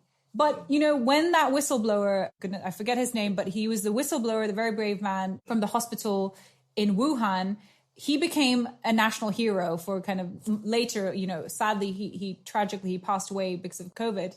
But, at the time when he tried to raise the flag, he was hauled in to see the authorities and was made to kind of sign a statement saying that he had disrupted the public order by spreading disinformation and spreading fear. So the fact that the government tried to silence him is not lost, right? He became like this mythical hero within China. Nonetheless, I think my point still stands. Again, whilst not saying that they're omnipotent, the kind of control the state does have over the information ecosystem is unique. And it's interesting to see how other countries like Russia are trying to build a information ecosystem or an internet ecosystem that's far more like the Chinese one. Yeah, one thing you say in the book is that it's very difficult, maybe impossible, for a democratic country, a pluralistic country, to hold together without at least some shared conception of reality, of like the basic empirical facts about what's going on in the world. That also seems plausible. I wonder, can we think of any counterexamples? Can we think of any countries that somehow have managed to hold together, despite being so pluralistic that there's different political groups or different ethnic groups that really just do not see eye to eye whatsoever? So I'm thinking possibly the Ottoman Empire, the Mongolian Empire. There might be are there any very large bodies that somehow managed to? I suppose they weren't democracies, but yeah, how far can you potentially stretch a public while keeping them in the same country? Well, looking at historical kind of examples of huge empires that have held together cohesively with a strong sense of identity. I mean, obviously there's the entire history of China, but that is in large part to do with kind of the domination by the Han Chinese and this strong sense of one centralized collective identity, right? This feeling that the empire is the center of the earth. And in fact, the kind of history of China in the 20th century was an anomaly. And now China is coming slowly to take again its place in the world where it historically always has been. But the other example, of course, because the Chinese example, I suppose, doesn't work that well in the sense that it's not it's that the identity that held it together as a cohesive society was not super diverse. It was based on the identity of being like Han Chinese, right? It wasn't like, oh, we're united in our diversity and we welcome like all the other kind of different groups. But the real case study of a country that does work being a multi-pluralistic society is the United States, right? The most important democracy in the world, the most powerful country the world has ever seen, the richest country in the world, has traditionally held together because there is a strong sense of, despite all our differences, despite us being like a country of immigrants, we have this American identity. And that's something that's missing in Europe, by the way. This is something which is why, like, if you're French, you feel more French than European. Or if you're British, you feel more British than you do European, which is why kind of the EU has been this failed experiment in the sense that there is no European demos. Whereas in America, you know, a civil war was fought, a war of independence was fought, but there was certainly a sense, okay, we are the United States of America. So it'll be very interesting to see whether this plurality and diversity, which has traditionally always been America's strength, how that will develop in this information ecosystem. And I'm not saying America is doomed at all. You know, this is a resilient country. I think I read a great quote recently, and was it Oscar Wilde? Anyway, it was a author who had basically said that his death had always been over-reported and that he was still very much alive. And I think reports of my death are much exaggerated. This is the one. That's true for America. Everyone is always so keen to kind of predict its demise. And I think the latest iteration of this might be like the political polarization which exists, which is real, a real problem. But if any country, kind of Western country, can overcome it, it would be America, in my view. I wonder whether India might be another counterexample. I don't know. I mean, obviously, it's a very diverse country by typical standards, a huge number of people, different ethnic groups, a reasonable degree of religious diversity as well, and has managed to function as a kind of imperfect democracy for 70 years now, or thereabouts. I suppose, I don't quite know enough to comment about that one, but it's a little bit intuitively surprising that India has managed to hang together as a democratic, fairly pluralistic society for that long without descending into a greater degree of chaos, at least to me. Yeah, I mean, I grew up in South Asia, again, between China and India and Nepal. It's this tiny, tiny little country wedged between these two kind of geopolitical giants. But yeah, India prides itself on being the world's largest democracy. But, you know, there are communal and sectarian divides that are very, very real. And in India, just like in America, I think if identity politics start taking hold in a much more aggressive way, then I don't see what good can come of that. And unfortunately, I think that in the West, just like as in countries like India, increasingly identity politics seem to become quite prevalent in the political discourse. So I think that slightly depends on how this develops. Obviously, with the BJP in power, that has led to a lot of kind of discord in India. So it isn't fair to paint India as like a thriving, very successful democracy with no kind of sectarian, really brutal violence, because India experiences this all the time. And I think in a part, it kind of depends on how the kind of identity politics side of the discourse develops. All right. With the rest of the conversation, I'm very keen to focus on kind of what different actors can do to potentially ameliorate these problems, and maybe what listeners might be able to do if they wanted to tackle this broad problem with their career. Because first off, what law reforms do you think we need to make to allow people to control their identity in this new age? Should we make it illegal to make a deep fake of someone without their permission, especially if they're going on, and saying something and endorsing something, and you're potentially, misappropriating their trademark or their intellectual property in some sense? I think it's really hard to answer that question, because I think kind of piecemeal legislation where just like, I'm going to outlaw deepfakes, could actually have an adverse impact, right? If you do agree that consent should be a guiding principle in any kind of legislative framework where you're talking about using someone's biometrics synthetically. However, there are so many gray areas. So for example, there's a whole emerging field of political satire using deepfakes. Now, if you're a political satirist, just like a cartoonist, you're not going to get like the consent of the person who you're satirizing in order to make your point. So should that be illegal? Lots of gray areas. And this is why it's so difficult to think about legislative structures around the use of synthetic media. But look, I think it's going to become a really important area because there are so many commercial incentives at play as well here. I don't know if you've seen, but the synthesizing of your digital persona is going to become this huge business, especially if you're a celebrity or a film star or a sports star. You know, you don't have to do the personal appearances anymore. You can get your AI avatar to do it, and you can just be like clocking in the money without even having to be there, you know, without even having to step in front of a camera. There was a campaign that came out just last week, and it was run by Lays and UEFA, and it basically features Lionel Messi, the footballing legend. And this campaign is so clever. It's called Messi Messages, and it is a website where anyone can go onto, and you can generate your own kind of synthetically generated message from Messi, Lionel, to your friend. And it looks like he's speaking to you from his smartphone.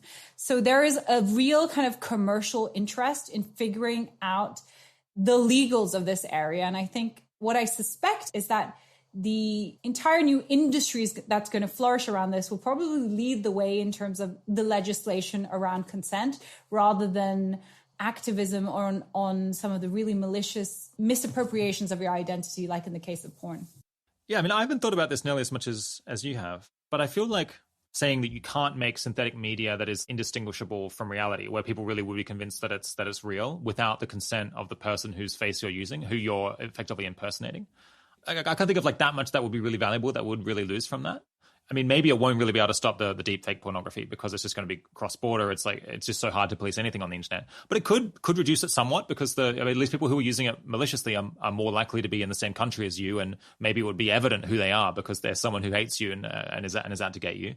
Yeah, I can see that being like a sound guiding principle. So I think rather than the concept of that as like a legal principle, the problem will be in enforcement, right? How do you prevent people from doing it anyway? Especially if they're in a different jurisdiction. I mean, there'll be different rules state to state in the United States, let alone, you know, somebody doing it from, I don't know, a different continent. How do you punish them? And what if that person is anonymous?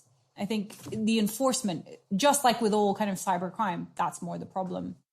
Yeah. I mean, we're never going to be able to stamp it out, or probably, you know, even reduce it more than half, but potentially reducing it by half. And especially, I guess, clamping down on the malicious uses that people use against people they know, or, you know, their competitors or political enemies, things like that, where they are likely to be in the same country and law enforcement like might be practical. Seems like it's at least a start. With the satire, I suppose, yeah, I want to protect people's ability to do satire, but I don't think for satire you need it to be indistinguishable from reality. Like, the standard would have to be that a viewer can tell that it's not real, that it is a deepfake, and then it's permissible. So that seems intuitively plausible to me. So this is why I think there needs to be like a broader debate about labeling as well. So, you know, perhaps not always consent is needed, particularly in the case of satire, for instance, but that piece of media should absolutely be labeled as being synthetically generated. And this entire area is so new that there is kind of no taxonomy decided around it. There's no legal kind of structure around it. And there is a very important conversation to be had around how do you label synthetic media, because as we've already touched upon, it's not all going to be used for bad. You know, there are going to be so many valid applications of synthetic media that it's important not to kind of throw the baby out with the bathwater and basically take a technology that's coming, whether we like it or not. It's not only going to be used for bad purposes, and have like a very reactive kind of legislative approach to it. Yeah, are there any other positive uses that you want to flag as things that potentially people should work on because they're just good uses of this technology? So obviously I came at this from the angle of like geopolitics and disinformation, but the more I researched it, the more I've been involved in this emerging field for the past 4 years, the more I'm convinced that this is just a paradigm change in the future of content production, human communication, and human perception.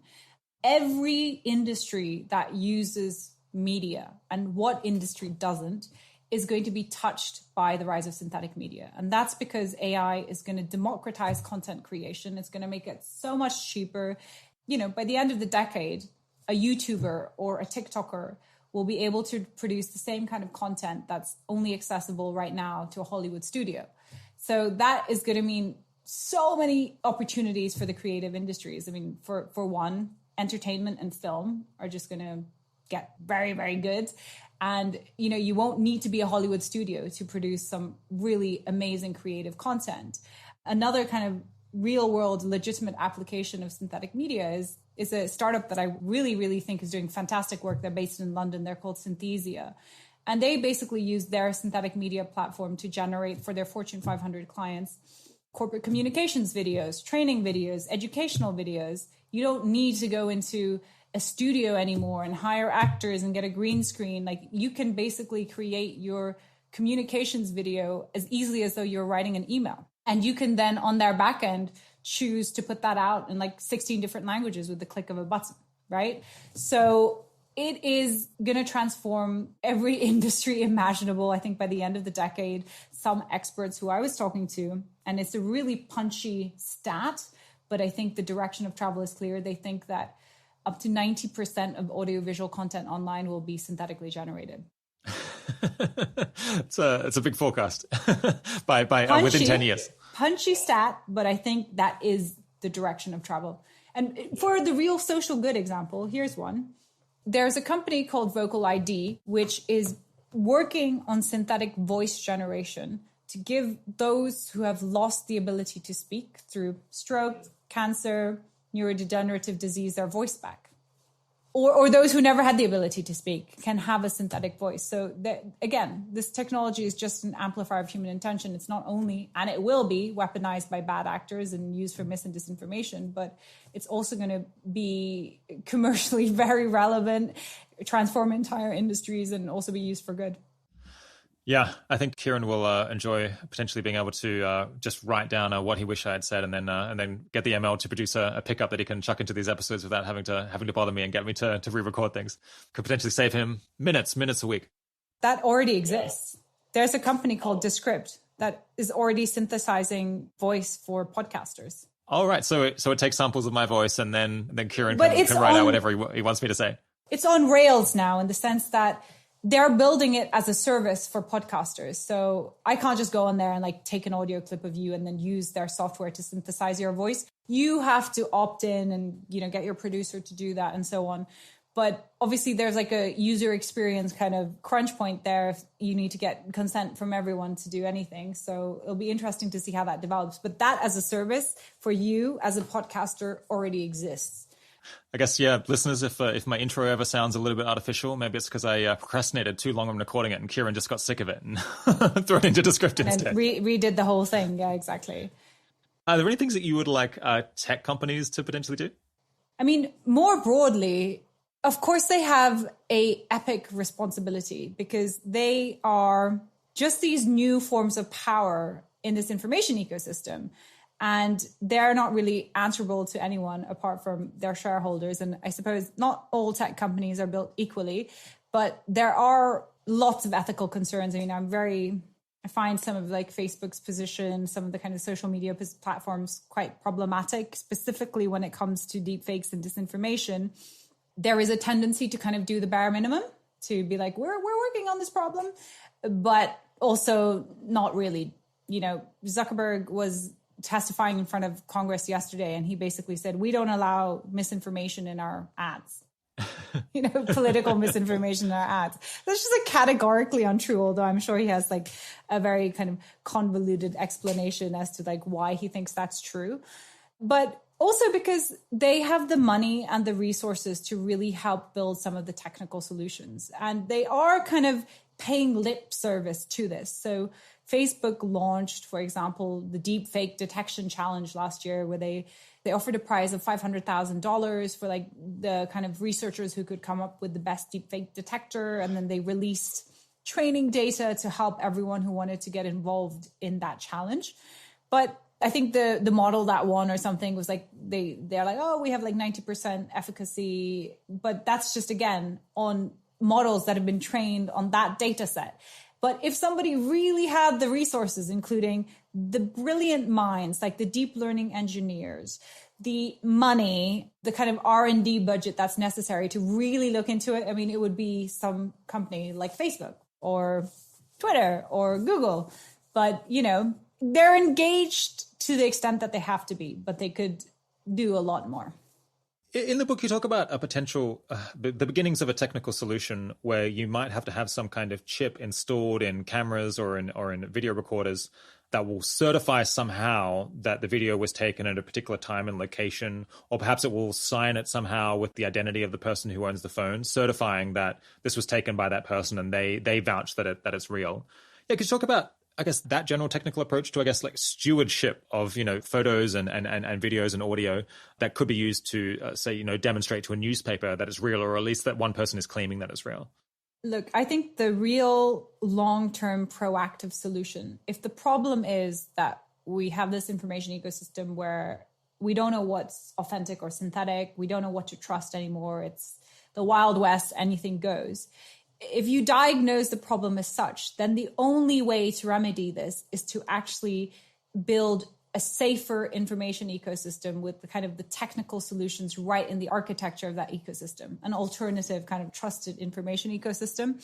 And the way to do that is by authenticating real media.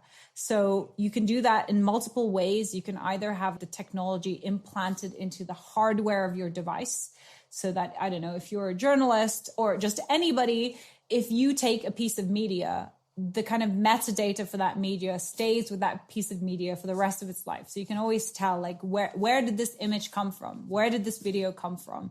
You don't have to, as a journalist, argue about whether your video is real or not, because like the technology can prove exactly where it came from. And that concept of media authentication or media provenance is something that can also now be implemented via software. And interestingly, there is actually an international coalition pushing for a global standard for media provenance, and it's led by Adobe. It's called the Content Authenticity Initiative. There are brilliant partners involved. There is Truepic, which is like a startup which kind of authenticates images at capture.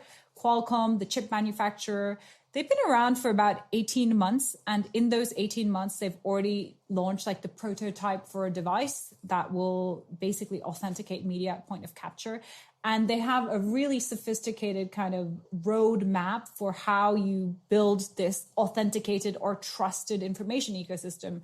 I know the people involved, and ultimately, as we saw during the pandemic, like if you cannot verify the authenticity of all digital transactions, not just only media authenticity, it's really difficult to do any kind of business at all, right? How does e-commerce work? How does anything work? So you're going to have some basis of authentication, not only for all media, but all kind of digital transactions. And I think that's the way to go.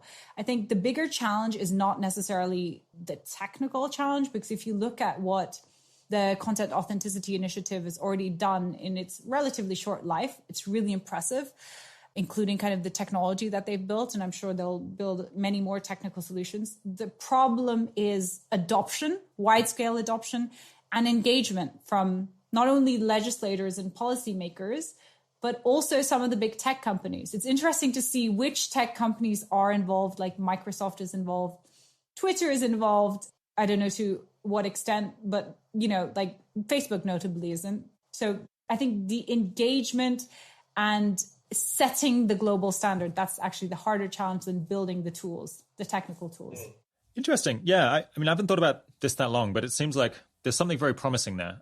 So, like, for example, how do people know that I've written something? It probably is because I guess it's on a domain that we control, like 80,000hours.org, or it's on my personal website, robwiblin.com, and they think that only I have the password to put stuff on there, or it's on my Twitter account, and they're like, oh, this sure seems like Rob, and it has been for many years, so probably this new tweet is also written by him. And it seems like maybe we need some more comprehensive system like that, where you trust people and they have some way of demonstrating that at least they are claiming that they took this video, or that they wrote this thing, or that this is a photo that I believe is true. And then if you trust that person, or you trust that source, then you think, well, probably this is legit as well. And at the moment we have that for some things, kind of like, I have a Twitter feed, and if I post on there, probably, unless my password was stolen, it was legit. But it seems like we need that in a more comprehensive way, and a way of like posting all kinds of different things and having archives of that all certified, I guess maybe using some kind of cryptographic like signature. Exactly. Yeah. Oh, interesting. Cool. Okay. So I guess blockchain. This is where we chat blockchain. Okay. Yeah. if that kind of is the most promising way, I'm curious to know whether of like organizations or universities or academics maybe who are working on this, who listeners, if they're interested in working on that, or I guess other solutions to misinformation and synthetic media that they could potentially reach out to. I think on the kind of solution side, I think the Content Authenticity Initiative, they've actually just put together this alliance, the C2PA, is the leading alliance and organization on content authenticity. So I definitely encourage you to look them up. In terms of the actual synthetic media generation, there are over like 150 startups that have popped up in this space. And we discussed a few of them today: Vocal ID, Descript, Synthesia. They're so fascinating. So, I mean, if you're interested in like the synthetic future, but not necessarily from a disinformation perspective, but more from a kind of, oh, how is this going to change the future of content production? There are tons of startups that are doing really exciting things that need clever people to think about the ethical ways to apply this technology. From a kind of particular disinformation human rights angle, I would really encourage you to look at the work of Witness. What they're doing is really fascinating. And from the detection side, right, which is also a huge technical challenge, which has to work in conjunction with like media authenticity and provenance. Sensity is a AI startup which has been working on detection solutions since 2018. And I think increasingly you'll start to see some cybersecurity companies. If you're thinking about like protecting your business or an enterprise solution to protect your brand or your company from what is could be very costly disinformation, not only deepfakes, but just any way that your company can be hurt by disinformation, I think there are increasingly going to be cybersecurity kind of offerings in this space as well. Yeah, in the immediate term, do you think that we maybe need more stunts to alert a wider range of people, including people who don't kind of normally track these issues, to the fact that deepfake technology is where it is? So, have videos of very famous celebrities who a wide range of people might be interested in seeing, like saying things that are outrageous or doing things that are outrageous, and then maybe like being broken into pieces.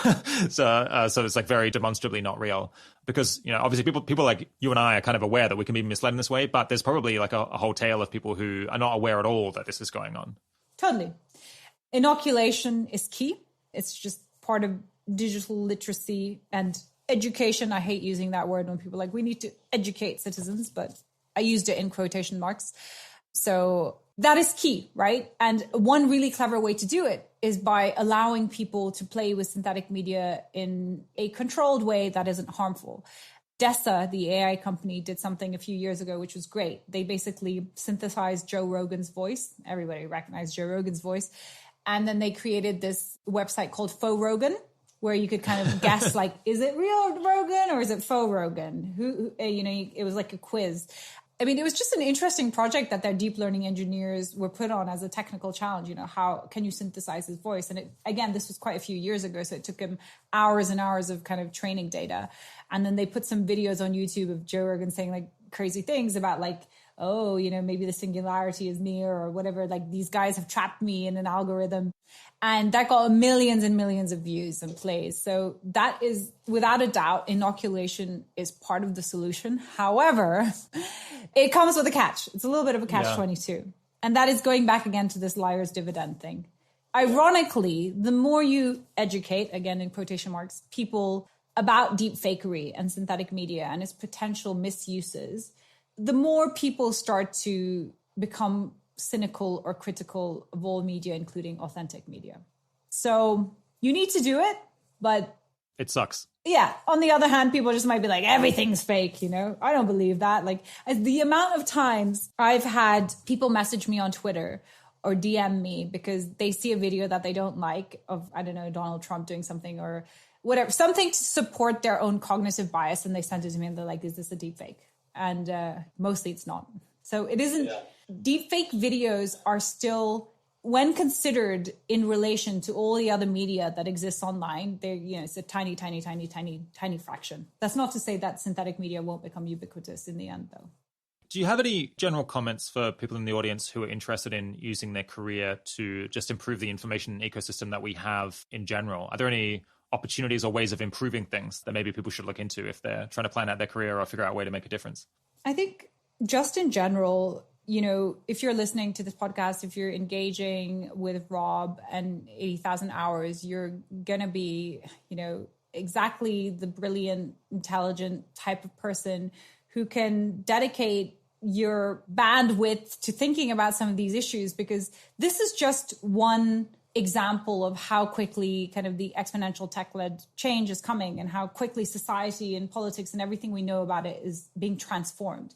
And I think it's an arguable point, but I'd be interested in your views on this. But you could make a strong case that in our lifetime, we're going to see more change and disruption led by technology than the entirety of humanity has known before us, right? The entirety of human experience has not been as disrupted as what we'll see in our lifetime. So I think that the understanding about the massive scale, the massive kind of paradigm change that is underway is really desperately needed as a conceptual framework, kind of seeing the bigger picture and how, and not kind of the reactive kind of like, we need to do this, or we need to like introduce a law banning all deepfakes and technology is bad and all social media companies must shut down. You know, this is what we don't need. We need more proactive, long-term thinking, and we need thinking that is also networked. So we need people who are brilliant kind of engineers or data scientists to be able to talk to policymakers, to be able to talk to communications experts. That's the only way. It's just, in a way, it's like quite analogous to the problem of climate change. The only way you kind of build a solution is by taking a networked approach, and you need many different people from many different disciplines to look at it from kind of their perspective. Are there any think tanks with policy or legal research programs in this area that are worth looking out for? Yeah, there are loads of programs at universities and think tanks who are like looking at misinformation from a broader perspective, loads of universities. So, I mean, I don't have a list on the top of my head, but certainly there are many, many kind of academic and think tanks and institutes that are looking into this. Yeah. And I think, like, you know, quick Google can kind of reveal those. Yeah, we'll try to find some programs like that and stick up links in the blog post attached to the episode. I know you've got a meeting to go off to in just a minute. I guess in this conversation, it's been a little bit biased towards doom and gloom and things being terrible, which I guess is as is our want at 80,000 Hours, trying to worry about the world's most pressing problems. We don't get to spend as much time talking about the world's most amazing, wonderful opportunities. Maybe we should consider that as well, a little bit more than we do. Perhaps that's a problem with the framing that we have. I'm curious to know, are there any deep fake or misinformation stories that you think are just legitimately very funny or perhaps heartwarming? Is there any kind of positive side to this that's entertaining? Yeah, I mean, like, so first of all, I think your angle is not wrong, because we just live in this age of transformation and it can be very anxiety inducing. And probably the best way to get people to engage is by, you know, putting the fear in them, certainly when it comes to policymakers.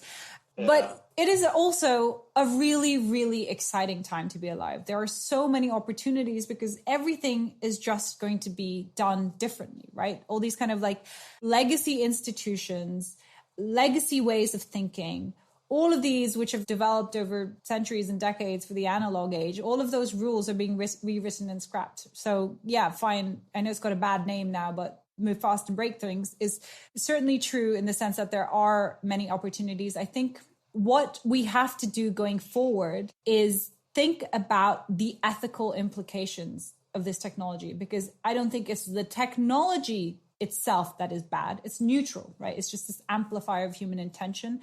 But given what we know about our experiment with the internet and how that didn't turn out to be the utopian dream that we had hoped for, that should give us some guiding principles on how to manage the age of synthetic media. And I think ultimately it's going to take some time, because if you look at the history of human communication and the technologies that have transformed it, it does take some time for society to catch up, right? Like you had the invention of the modern printing press, which led to the Reformation, which changed the course of world history.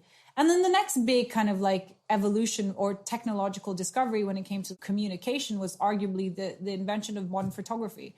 But there were 400 years between the printing press and photography. Now we're talking about something that has happened in the last 30 years. We have the internet, smartphone, social media. Now we're entering the age of synthetic media. So just the pace of change is so difficult as a society to kind of keep up with. So yeah, I think there are loads of exciting opportunities, but I think need to be, if we can, like try to think about the ethical considerations before we build it, not after the fact. Yeah. And to be honest with you, there are many people who are working on that now. So loads of brilliant minds are coming together in that space, which is really exciting and encouraging. Yeah, I slightly have the picture that it's like humanity is skiing down a very steep slope at breakneck speed, and there's trees everywhere, and we have to like skate around them and see how things can go wrong. But then hopefully, if we can make it to the end of the slope, then we'll have a more sensible society and much better technology by which to make life better. But yeah, it's not all doom and gloom. As long as we can stay on a decent track, then we can hope that our children will have much better lives than we do, just as we have much better lives than people in the 18th century did by and large. My guest today has been Nina Schick. Thanks so much for coming on the 80,000 Hours podcast, Nina. Thanks for having me, Rob. If you're interested in working on novel ways to do the most good possible, then you might be able to find the right opportunity to do that at our job board. It lists a really wide range of jobs that help you work on pressing global problems or to build the skills necessary to do that in future. As I write this, it has a total of 462 current vacancies listed, including 45 on other problem areas, which would include roles working to combat disinformation, among many other things. It also lists 195 policy roles, 15 assistant roles, 91 management roles, 348 for people with an undergraduate degree, and 66 roles for people with 5 or more years of experience in a given field. So go take a look and use the filters to narrow down to the jobs of greatest interest to you. You can find all that at 80,000hours.org/jobs. Finally, I just want to highlight one role in particular. The Council on Strategic Risks are calling for applications for their Fellowship for Ending Bioweapons. It goes for a year, and you would be working with leading experts committed to biological threat reduction, including former guest of the show, Andy Weber, who helped dismantle Cold War-era bioweapons programs. At the end of that year, you should have deep knowledge of what it will take to end bioweapons programs and a strong network among biosecurity and biotechnology experts. Applications are due by 5 p.m. EST on April 7th, 2021, and you can find out more about it at councilonstrategicrisks.org. We'll include a link in the blog post associated with this episode, as well as episode 93, Andy Weber on rendering bioweapons obsolete and ending the new nuclear arms race. The 80,000 Hours podcast is produced by Kieran Harris. Audio mastering is by Ben Cordell. Full transcripts are available on our site and made by Sophia Davis-Vogel. Thanks for joining. Talk to you again soon.